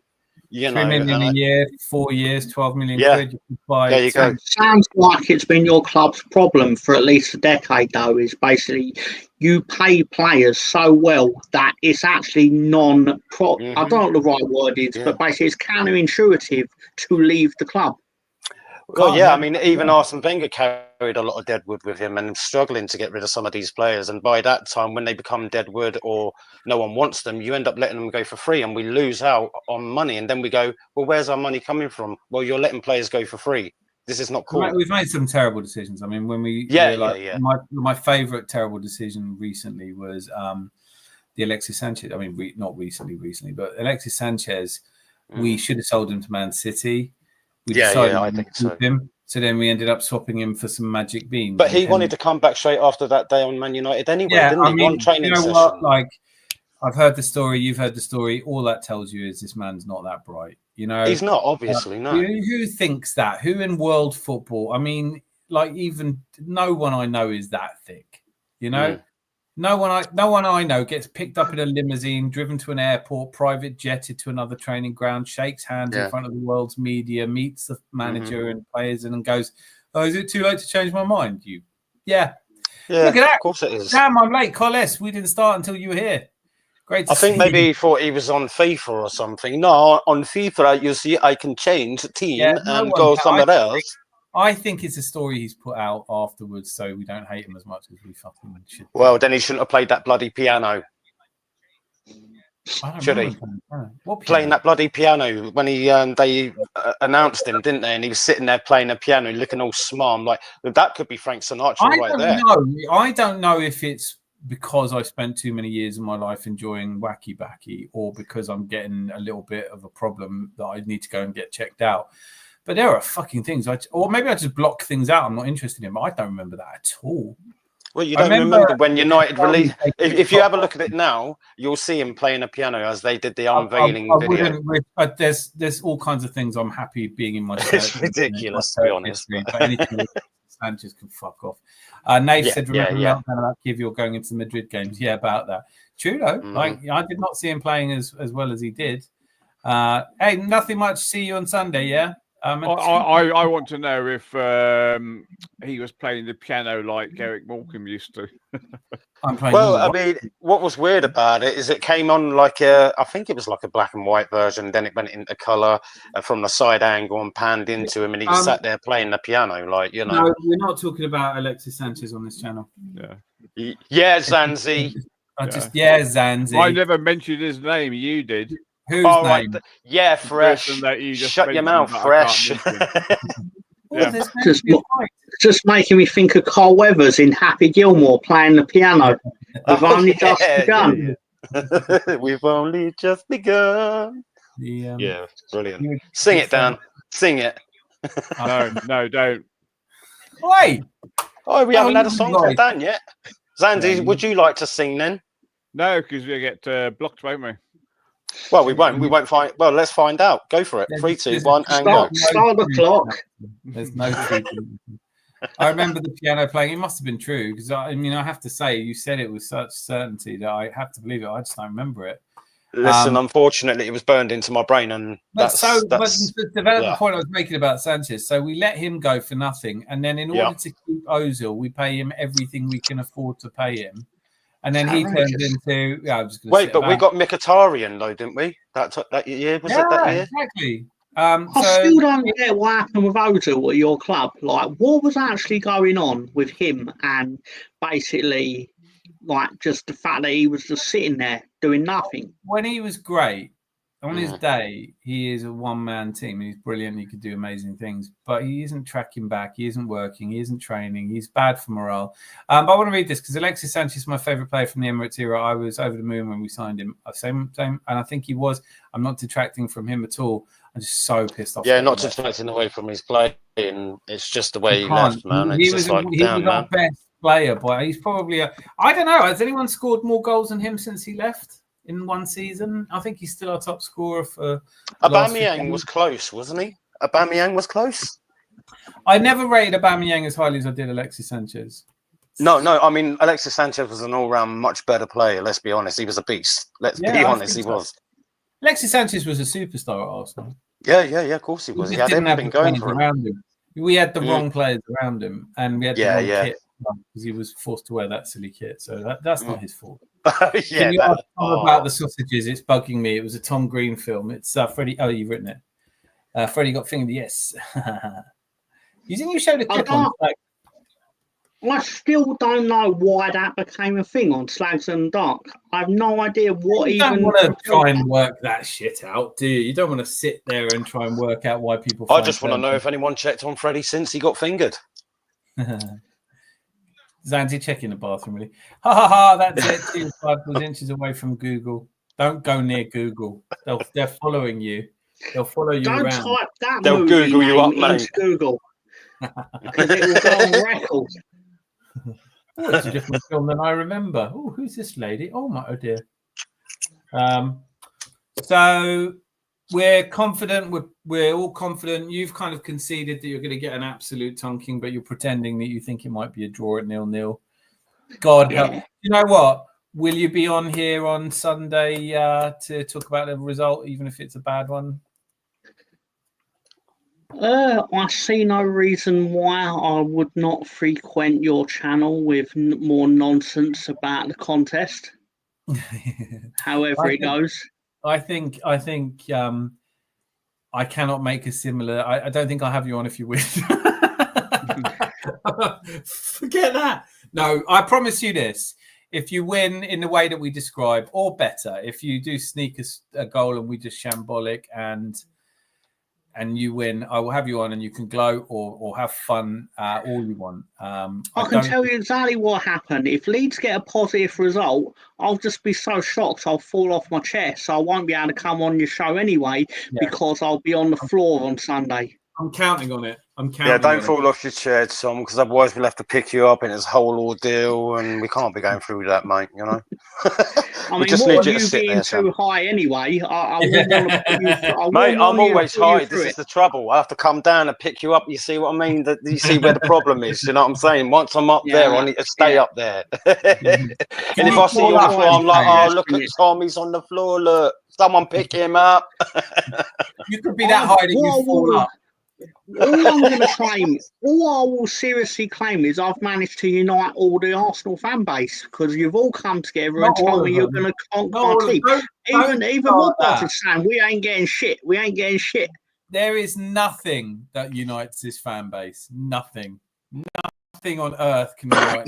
You pick the most. Everybody has to agree with this statement. There is. I'm just putting it out there. I'm not uniting with Lee Gunner. Fuck that. Sorry about swearing. Not having it. He's not the worst. I don't think he's the worst. I think there are worse. Certainly not the best, is he? No, he's definitely not the best. There is no way that the ones I watch and the more like Shane Gooner, and there's no way he's ever going to agree. Like if we win against Leeds, he'd be like, well, we're supposed to win against Leeds. If it's a draw, sack the manager. If we win, sack the manager. If we lose, sack the manager. And the fans are the problem. Top Gooners. He does all these little skits about Top Gooners. I don't mind people taking a piss out of Top Gooners because I just don't know if I am one yet. Am I a Top I just don't Gooner? think there's a possibility of this Top Gooner thing needs to stop, man. You're either Gooner or nothing. You know, it's as simple as that. Gooners are Gooners. It's so Mean Girls, isn't it? It's so like, oh, yeah, of course it is. Fuck off. Mean Girls is a great movie. Yeah, but it's not a great life. No, I mean the principle of Mean Girls is not you should live like this. Yeah, but that's the thing. It's a movie, not reality, you know, and these guys like to live in a movie. That's the problem. You've got too many movie stars out here trying to go, hey, this is how it should be. Well, actually, no, reality says, shut your mouth. It's not the way it is, mate. Says you get to choose how you support your team. Exactly that. You know, I mean, so I'm going to go through some of these results. Respect Tom, it is as he says it as it is, but no chance in hell. Yeah, he knows that. Big up Cole S in the chat. The Eze signing had people united. No, it didn't. Mob, like I thought it did. It had 95% of us united, but then there's 5% going, what have we signed him for? He doesn't. We've already got. He's getting in the way of Wanyeri, and I just think that's such wank. If you're Wanyeri and you don't think you can get past the 27-year-old Eze, you're not the player I thought you were. I'm wary of Pirro. He's a slippery bugger. Thoughts on that, Tom? He is a slippery bugger. Not as slippery as Jack Grealish and the fact that he kept falling over at Ellen Road because fuck him. He's not sober, man. Like, try playing drunk. It's not as easy as it looks. You know, drunk football's much more fun. He needed to ask Tony Adams how to deal with that, or even Ray Parlour. I remember the Merson years. He was my hero. I was a young man. Merson, yeah. Every time. Yeah, no, Paul Merson. You'd go and see him some games, and you think he's the best player in the world. He's electric. He get the ball, shovel passes, everything. The other games you'd watch him and go, what's wrong with him? And then, of course, he comes out and goes, yeah, I do a load of gear and I drink a lot too much. And you go, how did that not come up in training? Like, how did George Graham and Arsene Wenger not go, are you sure you haven't had a fucking skin full of lager? You definitely used to wear black bags in training to sweat out the alcohol. That's not a scientific thing. That's not a real thing. Oh, all the alcohol sweats out and you can go back to playing professional football. Any professional sport. You know, like it's just madness. He's just. Have you seen some of those team photos back in the day with the players still holding cigarettes in their hand? That's all right though. I mean, I used to. But you remember those times, like and Mate, you think like now. My first trip to Highbury was on the tube, and you couldn't see your hand in front of your face for smoke. Everyone used to smoke. So Stanley Matthews finally always had 3 cigarettes at half time. But he kind of defined Top Gunners in his video with Stricto. I guess somebody must have done it, but I don't need that. It just to be Tom pointing out that Mean Girls is a good movie. It is a good movie, and what I bring up is that it was one of the biggest movies in my life. Not the biggest movie in my life, but what I mean is a movie which I didn't think I'd like it, based on the fact that it was about high school. Now watching it, I was like, this is actually quite low key clever. I don't think I've seen it. Now that you said it, I know of it. I must have seen it. It just didn't stick. Cool. By the way, he didn't get rid of his season ticket all for the camera. Schooled him, lol. Good one. The thing with Wanyeri, Skelly, and Dalman is they're kids. They might not have a set position yet. Look at Henry, a winger who became the best striker in the world.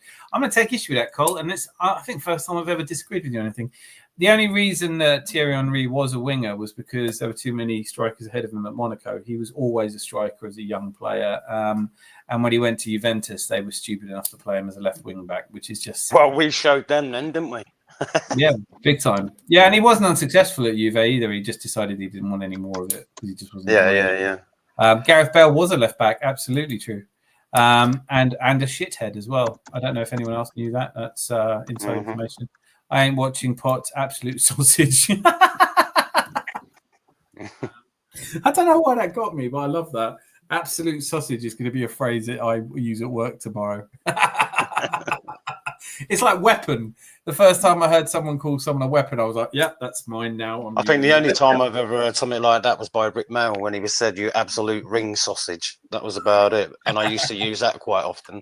No, but sausage, that for me, that feels so North London as well, you fucking It's like when they just pick a randomly innocuous word and then make it sound menacing because they've got that low growly EastEnders voice. Well, it's like that Melt, isn't it? When that first came in. Oh, Melt is one of my favourites. Melts and Tobies. You absolute, like literally, because you fucking Toby. Yeah. Sausage used to be a term of endearment. Could you say hello, sausage? Silly sausage. Yeah. No, but that's what I love about it because he said it like I am watching Potts absolute sausage, and it's like you can't be done for that. But you know what? That's I love that. No, that's getting. I think you might be up there now. Who was the other winner? So Lone Star Londoner, Fresh. You were up there with. We have a team. We have players that came in. This team should walk Leeds like a dog. That was a great comment as well. It's not a great comment. Walk him like a dog. Yeah, come on. Well, you guys called yourself Leeds. Hey, you guys called yourself Leeds, and most Leeds I know are attached to a dog. Walkies, and all that. I can't even really argue with that. I can't argue. No, you can't, Mr. Tom. But what you can argue with, if you win, you can come at me with all kinds of crap. Okay? Yeah. That seems like a good thing for you, Fresh. That's the footballing equivalent of if you win the lottery on Saturday, then you can have loads of money because we all know it ain't gonna fucking happen. You are. You know what? Hey, you are right. It is. This guy is cleverer than I thought, mate. Damn. I thought that one would have worked. Chris got a question though, Tom. They don't call him Slippery Tom for no reason, you know. Oh, yeah, I noticed that the Leeds shirt has a couple of dogs on the front of it, though. That's true. Anyway, over to you, Mr. Tom. Yeah, because you've got to answer this question: Mean Girls or Princess Diaries? And Princess Diaries got a very quick story about it. I once turned around and said, "You cannot pay me to watch the Princess Diaries," but then I put it on at work when I was getting triple pay, and it turns out you can pay me to watch the Princess Diaries because I did, and I watched it, and it was quite enjoyable. But it's still Mean Girls edges it slightly. Got it. I've never heard of it, so I'd have to take your word for it. People may find you closer to Top Gooners. Yeah, fuck them. Go with me. Yeah, fuck them, basically. Yeah, if someone wants to call me something, as long as they're happy to do it to my face, I don't give a shit. In fact, you know what? If someone calls me something and I don't hear it, it didn't happen. Absolute Spoon is good, but I'm giving it to Absolute Sausage. To be fair, though, I have used a comment when out in a nightclub, and I remember going into the club's toilets, and what it is the females and the males' toilets are kind of facing each other. And I remember coming out, and this female came out, and I'm not being funny. Normally, I'm not unpolite, but this thing was like a monster coming out of the swamp. And she goes, "Oh, you got lovely eyes." And I said, "Yes, they still work now. F off." End of story, really. Needlessly cruel. I laugh, but then part of me dies. I felt sorry. I've got to be honest. I did buy her a drink, but that's all in the end because I felt bad. Are you married to her now? Is that what you're? No. I'm not married to her, but she is living in my barn. You've got a barn. But I still don't know what it is. So barn. It's normally a place you keep a tractor. But you ain't seen the size of it. So the barn. No, you ain't seen the size of the lady. So Box Fresh has gone, you absolute plum. I do like that one, but so far no one's topping sausage.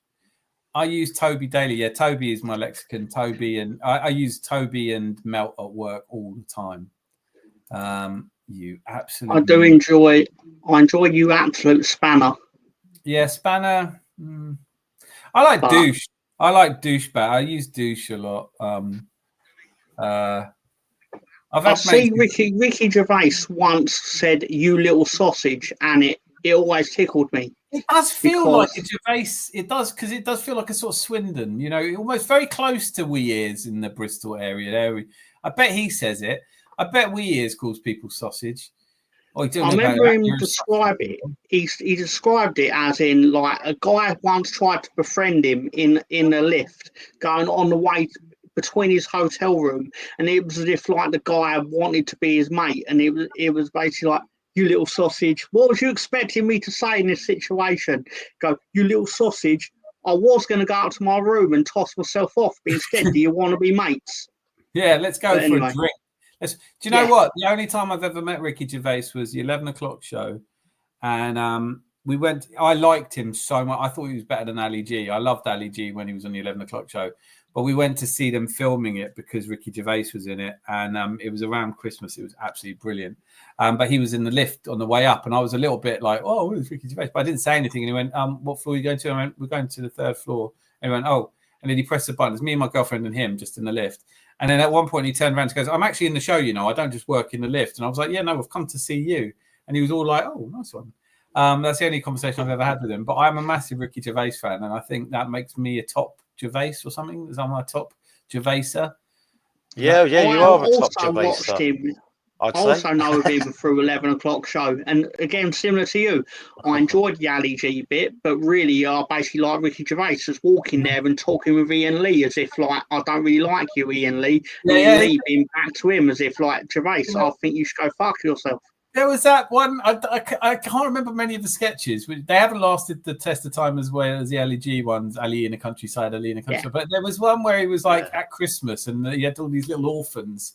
He goes, and he's pretending to be Santa, and the little girl and the little boy goes, "I want an Xbox." He goes, "Yeah, well, you know what though? You haven't got any parents, have you? So you should probably aim a bit lower." It's just like, you know, try and be reasonable. Do you know what I mean? You haven't got a mum and dad. Yeah, so no let's be reasonable, man. You know, like.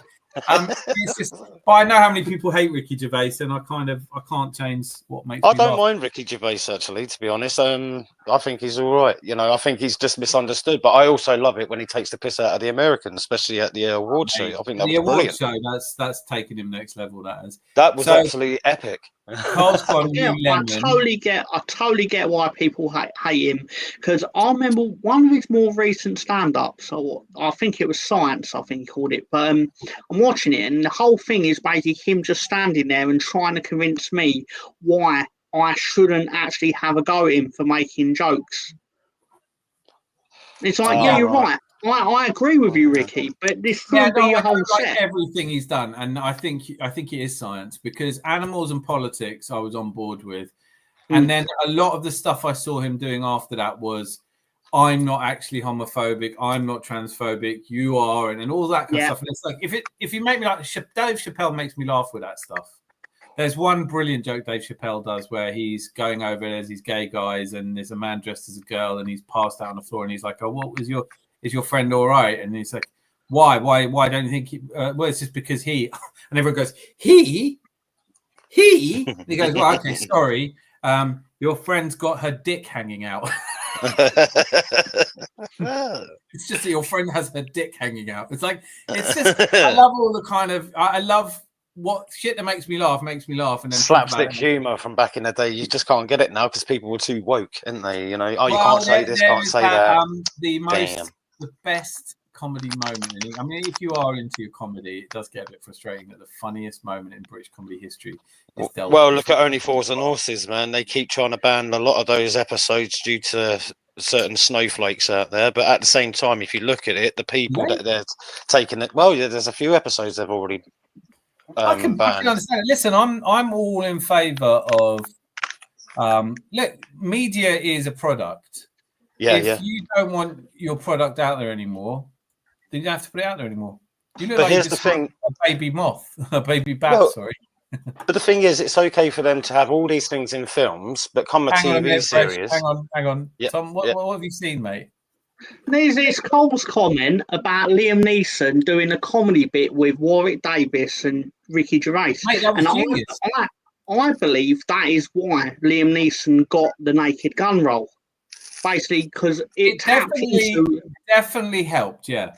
Yeah, but Liam Neeson and comedy doesn't mix for me. Sorry. But that's why it works. That's why it works. Because of the perception of him as a massive tough guy, but he's an older gentleman, and he's basically standing there basically saying ultra serious things, which makes it funny. Yeah, I mean, that's the whole point of Naked Gun. That was the whole point of it, was that you don't cast a comedian, you cast a... I know, but Leslie Nielsen had it so dry, his face, though. He was perfect. Leslie Nielsen was a serious actor before he did Airplane. Yeah. Oh, yeah, I get that. He was in... oh, the fuck was it called? Police Squad. Doctor Strangelove? No, it's in Police Squad. He was. He played an actual detective. I mean, he's just playing the same role as badly as he did in the actual schlock stuff, and it works because comedians are not funny in film, right?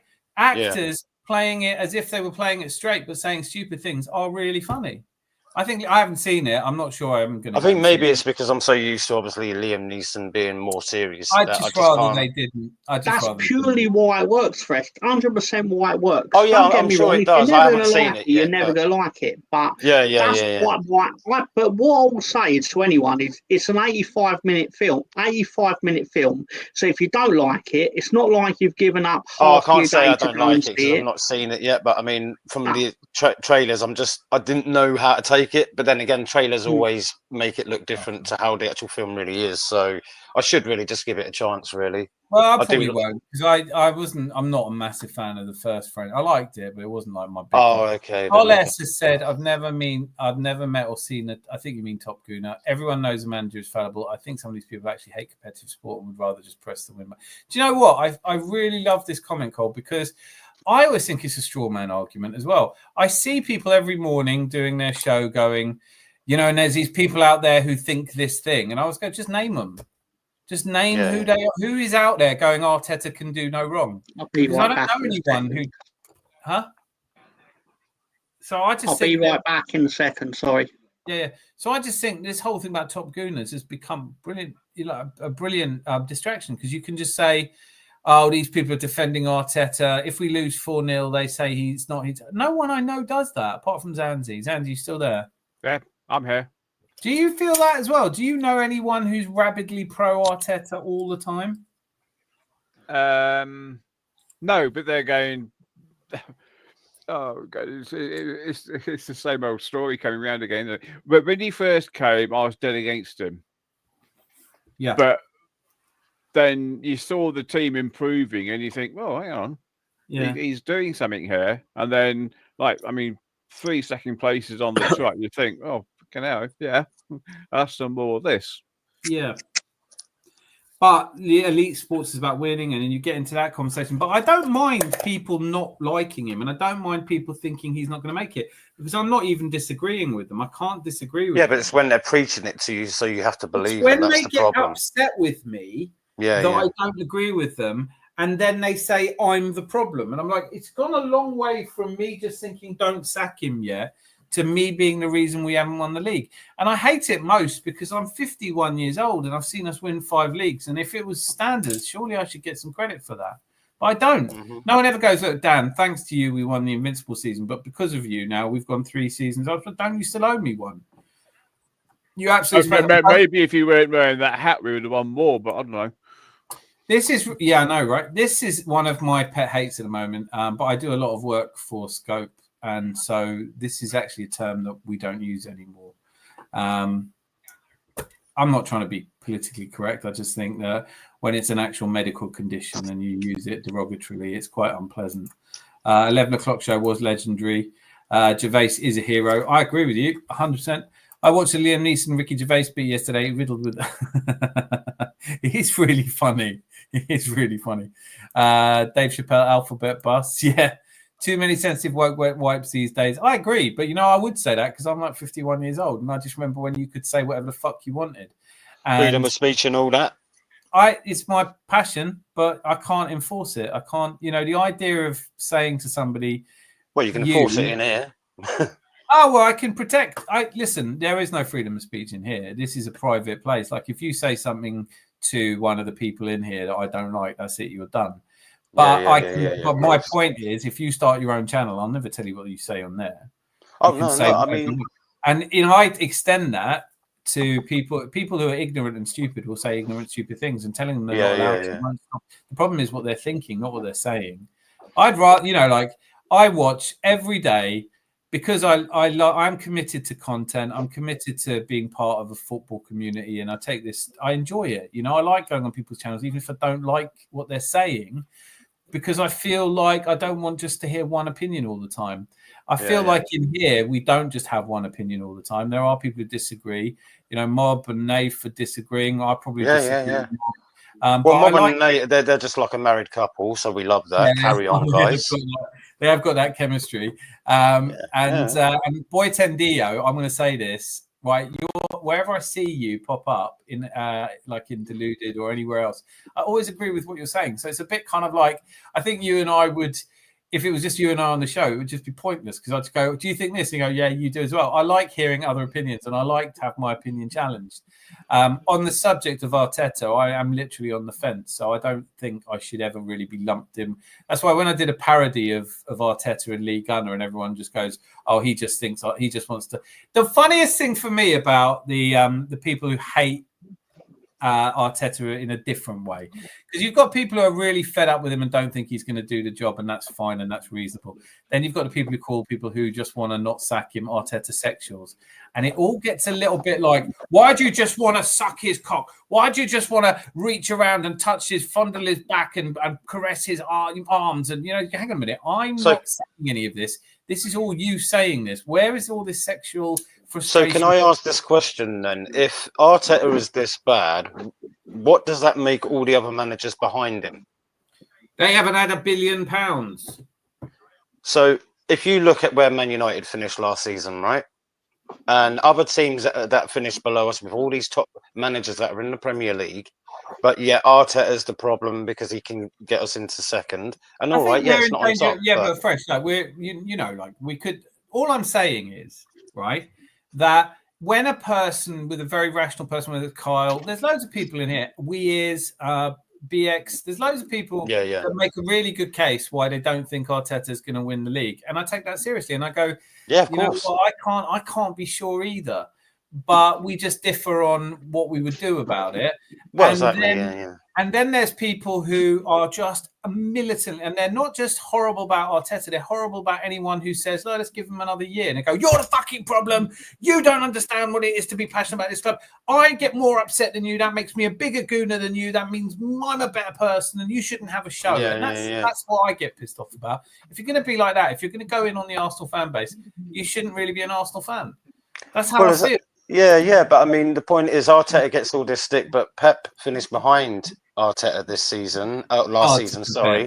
Arteta, no. But again, he still finished behind Arteta, and yet people will keep going about Arteta this, Arteta that. All right, so he isn't as experienced as Pep.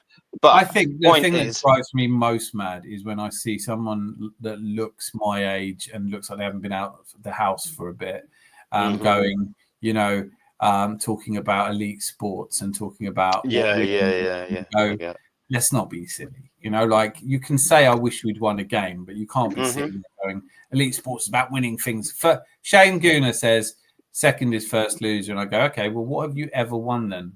Like, that's all I'm saying. Yeah. Exactly. Because I want to go in on that, because I am not someone who's won things in their life. I've won a few poker tournaments, but nothing major. I played that many. I was bound to win a few just by process of of luck. So I've never been the best in the world at anything. I've never been the best in my county at anything. So I can't really sit here and slag people off that aren't winning the Premier League. It's an incredibly difficult thing to do. Well, I know. My point is like, we can all say our points about, this team, that team, whatever it is. But the thing is, when you look at the table in the end, when it all finishes and you look at where the teams are, and I say like City and United were behind Arsenal. And I think, okay, did we win anything? No, but we did finish second. And you can say, look at the squad we had last season. We scraped, but we had a good enough team to get us to second at least. And that's with a team that we couldn't look on the bench, because the bench was literally sitting there with Wanyeri waiting to either come on or not be used, shall I say. We had injuries. Yeah, well, like, you're making perfect sense, but you know what people say to that. So we don't have to go through. I get it. What the arguments of angry people will say. Real Madrid don't put up with someone for 3 seasons. No, I get it. I get it. So that's where, but I don't care what people's opinions are, especially if they come in here. Everyone's entitled to their opinion. I respect everyone's opinion. I don't think I'm right about everything. I don't know if I'm right about anything. But what I say is, the minute you make it personal, my fists clench. And I realise also, if I just say this, I realise also when I like to think of myself as quite a zen person. If someone takes a piss out of me, I don't. I get rattled, and I do want to get them back. And I was going to do this show called The Octagon. And I go, anyone wants to fucking have an opinion about me, come and meet me face to face, because I fancy myself against a lot of these. Then, of course, if I'm in the distance and I see someone turn up and they're a right old unit, I'll just do a quick U-turn and pretend then they didn't try. But no, the reality, I'm happy taking anyone on in a verbal battering and see where we end up. If it gets personal, then you've already won the argument, isn't it? Yeah, but I don't care if they want to get. There's nothing. I am such a beautiful person that there's nothing they can find to say about me. Do you know what I mean? I look like Tom Cruise. Well, I second that, Dan. I've got nothing to say against that. And that gives another point, please, Mr. You're the highest person in the room as well. Wait a minute, Zanzi, are you still here with us? Yeah, can I just quickly bust in, because I've got to shoot because it's late and it's been there 3 hours now. 5 minutes. My 64-year-old bladder isn't going to last much longer for a start, but I've got to be up early. Why aren't you using your younger bladder? I lost it 40 years ago, mate. Right. Did you not get the chair I sent you with the toilet built in, bud? No. Hey, that's a good idea. Oh, well, it's coming on there anyway, because I've ordered it from Amazon. I actually really just catastrophized myself a bit, right? Zanzi, you've been an absolute legend. All right, Zanzi, take it easy, brother. Yeah, and it's been great. Great to see Fresh and Lord Thomas. I mean, we are here with royalty today. Thank you. Thank you. See you next time, Mr. Zanzi. Take it easy. It's Sunday night. We'll do some shows before then, but I know it kind of competes with your haute cuisine cooking. So hopefully you can catch up on replays and things. But thank you so much for being here, Zanzi. You are a legend. No problems. And thanks to everyone who's been quite average in the chat again. Yeah, you average chatters. Yeah, average chatters. But we love you anyway. I'll catch you later. Be good. See you later, Zanzi. Bye-bye, buddy. Love this comment from Boyd ND. I told you always agree with them. I agree all the managers must be shite if Arteta's shite. It's when they say that Arsenal are mediocre for the last 3 seasons. You know, how can mediocre be? How can second be mediocre? Like, anyway. I missed the opportunity for a massive troll job on everyone, because I could have come on here, and obviously when you were saying, if you're saying comments about the Arsenal fan base and you're not an Arsenal fan, and then I'd be sat here in a massive coat and I'd go, actually, Dan, I've got something to let you all know. I'm a secret Leeds United fan all along. Do you get that in the Leeds United fan base? Are there like top Leeds fans, bottom Leeds fans? Is there disagreement, discord, argument? Have you got a pie chart, basically? I mean, for the most part, the reason I don't really hang out in Leeds United YouTube community is because I think a lot of them are a bunch of fucking idiots. Because there's generally, in any fan base, you'll get people that basically, if you're not winning every week, my team got 100 points, but at the same time, I was sat watching when Leeds didn't beat Swansea, we conceded in like the 95th minute or something like that. And I had people calling for the manager's head. We then went on to win the next 6 matches and win the title. But people wanted the manager sacked. And I did anyone issue an apology that they'd been too premature or anything like that? Not that I saw. If anything, they were even more right. Because that's exactly what's going to happen. You know that. Arteta wins the Champions League or Premier League this season, and all these other guys are going to go, it's about fucking time he's had $1 billion. And then not one of them is ever going to go, well, I did not see that coming. You know, I know I spent 2 years saying he's absolutely useless and will never win anything with this manager. And it became my slogan. And I said it every show, every day of my life. I wasted saying, oh, we'll never win anything with his manager. And then we did. And then from now on, my slogan will be, yeah, but we didn't win and it will never change. You can never please them. That's the trouble. The goalposts just get moved. That's all that happens. But I think exactly. But I think the people I know that feel confident, there's a part of me that thinks this guy's not going to win the league. I can kind of feel it, right? And I want to be wrong. The people I know who feel like that usually are happy to say, God, I hope I'm wrong. And they will be the kind of people who, on the day when we're all celebrating, have people to celebrate with. The people like Shane Gooner who go in on the Arsenal fan base, so who are you going to celebrate with if we win, you dickhead? Like, no one wants to be anywhere near you. If we do end up winning, you're going to be sat there in your grey, miserable life going, well, I didn't think we would. And, I might have been a bit wrong, but he's still a twat. Like, no one wants you in their life. If you're that kind of person, you shouldn't really be. Don't attack your own. That's it. Simple as that. Yeah. Simple as that. I think Arteta's football has the potential to be world-beating with the talent pipeline of Barca or City Madrid budget. I'm not sure it's going to be world-conquering on an Arsenal budget, though. I can see that point well. Naif says, I feel like we're on school exchange and I've been lumped in with a drip at the back of the room who would start an argument in an empty room.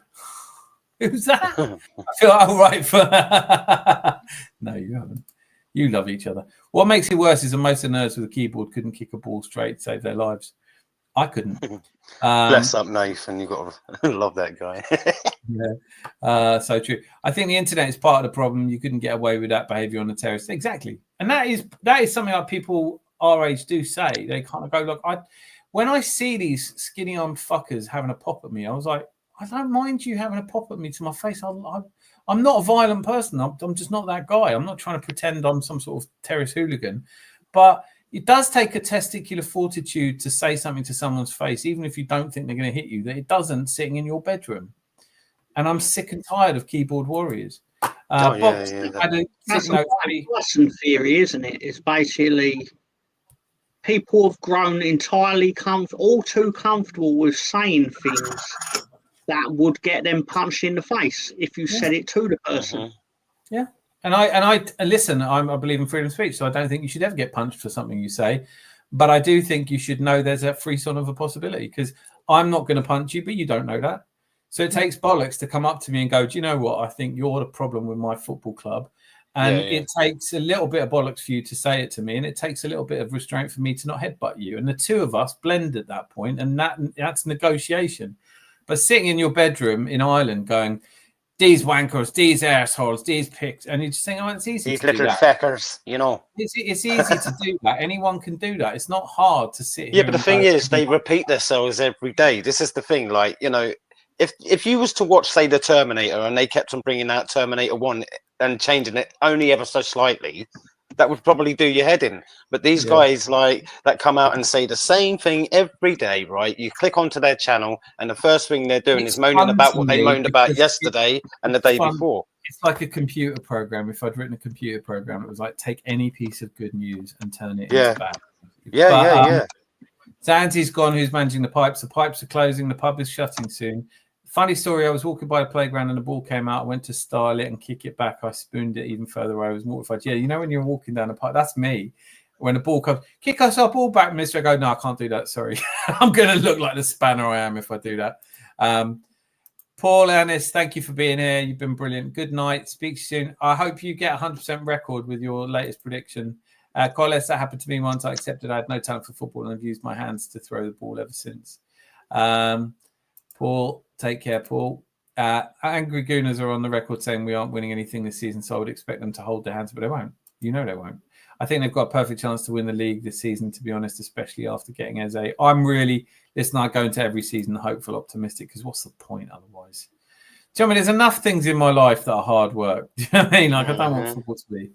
I don't, you know, like, I get up every day, I go to work, I love the people I work with, I love the job I do. I love my family, but there's bills to pay and chores to do and things that you want to achieve and you know, save up for, blah, blah, blah. So why would I take time out of my fucking week to be miserable about something that's got nothing to do with me, really? If I'm miserable, Arsenal win, it's not going to make any difference. And people like, one of the things that they were having a dig at me about was one of the clips I did where I was just like saying, you know, I was trying to say, and I think I was saying to Mob actually, I was trying to say, if you don't enjoy football, don't go. Yeah. No one's going to notice you didn't go. They're not going to, like, Arteta's going to be, where the fuck are you?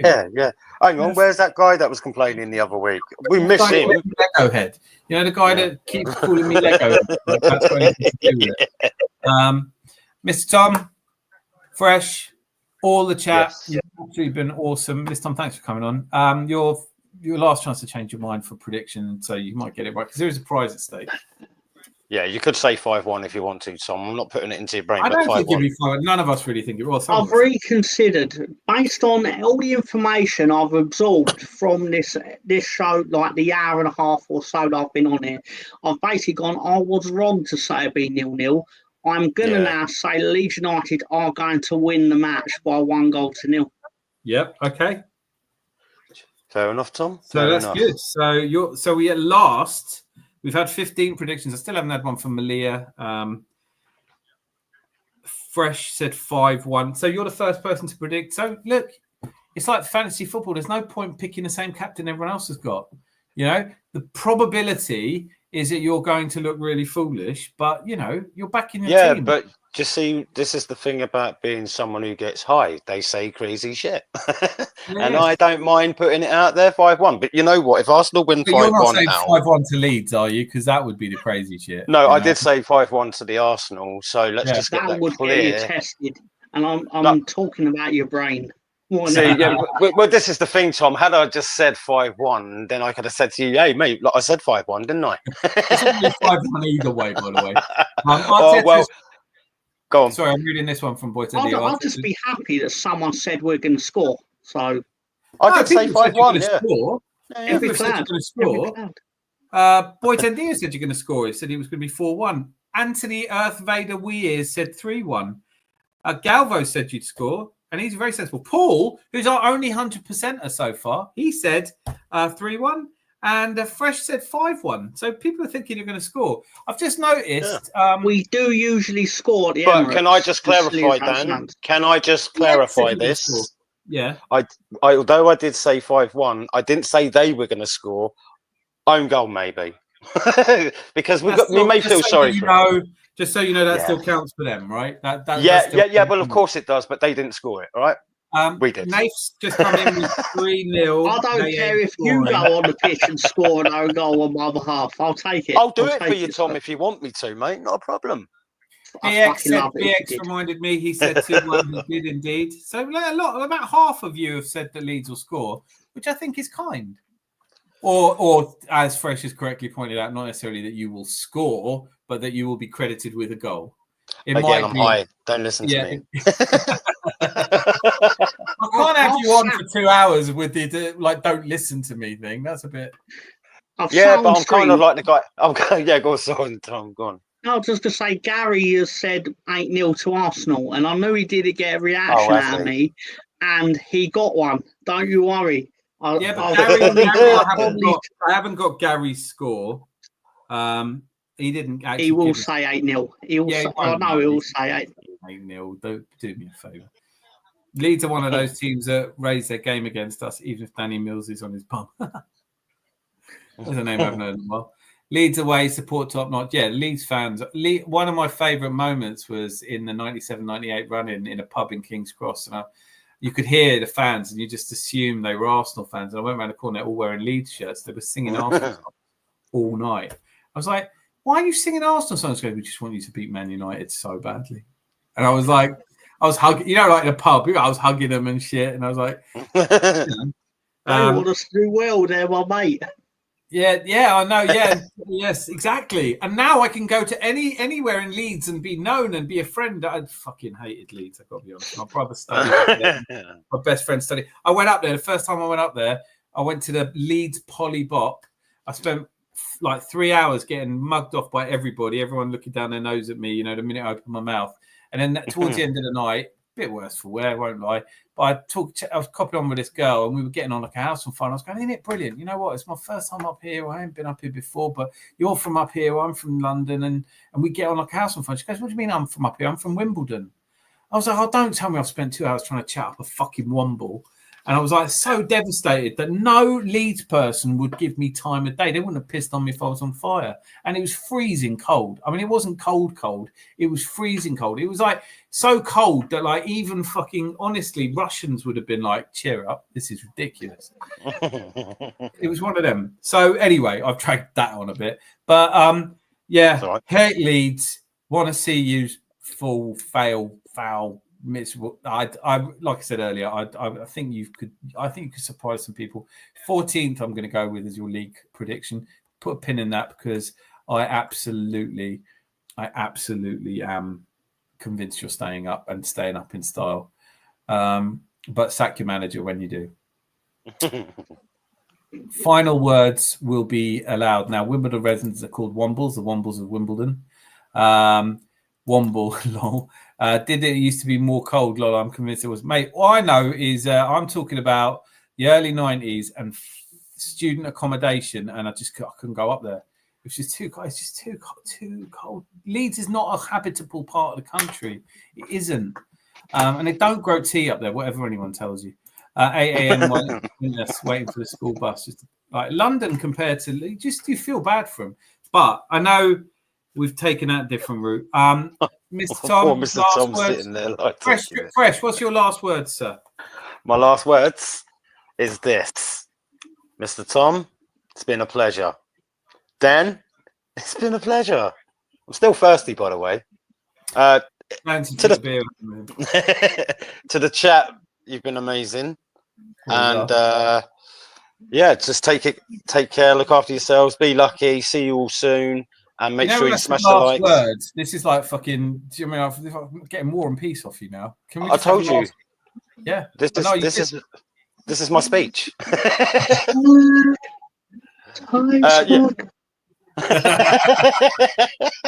My favourite line from Withdale and I. It's holding on to a balloon. The longer you hold on, the higher you get. You've got to let go. Oh, I'm going to let you all go. So go and have fun. Stay lucky. Stay safe. Big up you all. Lots of love. Yeah. Nate, I've got to read this out. Temporary lose your penis stuff.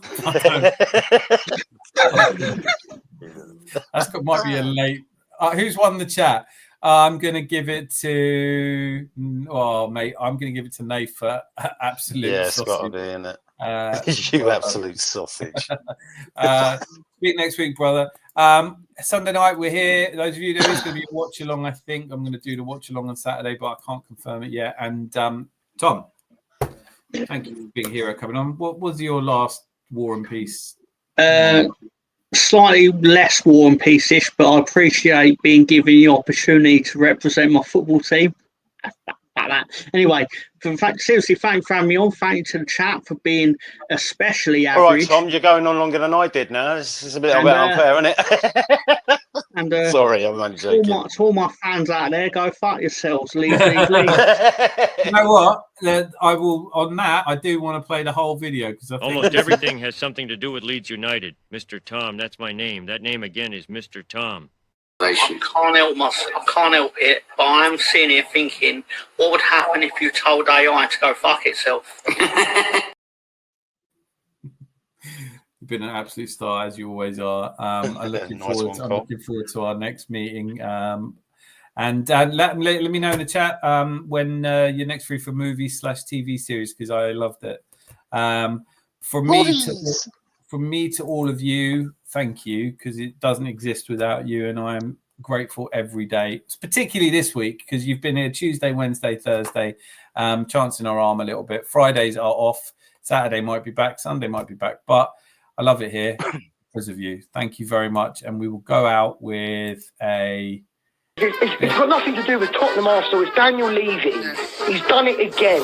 He's done it again. You know, he's broken my heart. It's, you know, I'm sitting here as a Spurs fan. I'm sitting there updating my, you know, newsfeed constantly, waiting for the Eze. Here we go.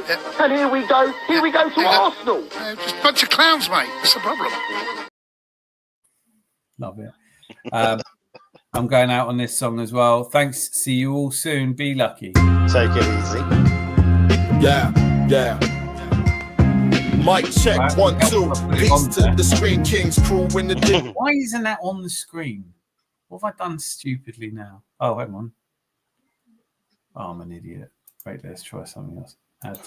After hours swing, football, banter, late night vibes, only real one. Yeah, Mic check, 1, 2. Peace to the Screen Kings crew in the digital lounge. After hours swing, football, banter, late night vibes, only real ones here. Subscribe and survive. Yo, it's 2 a.m. light dim like a VAR booth. After hours FC where we speak the raw truth. No scripts, no beef, just vibes and finesse. We click, go live, now we clean the mix. Stand on the panel, voice slick like lacquer, cracking jokes like you Wenger with the banter factor. It's Rosie in the chat, always dropping the heat with them one-liners quicker than a soccer fast feet. Gary spins theories deep like mine gold dust. Where we got the vision of a young Fabregas trust. And Irv Vader wild singing he's our tater out. Sammy G laughs so hard, nearly spits his drink out. Hours, no hate, just pure fire. Talking footy in life, we never tire. YouTube's finest, yeah, we congregate. We're legends of bait and good vibes.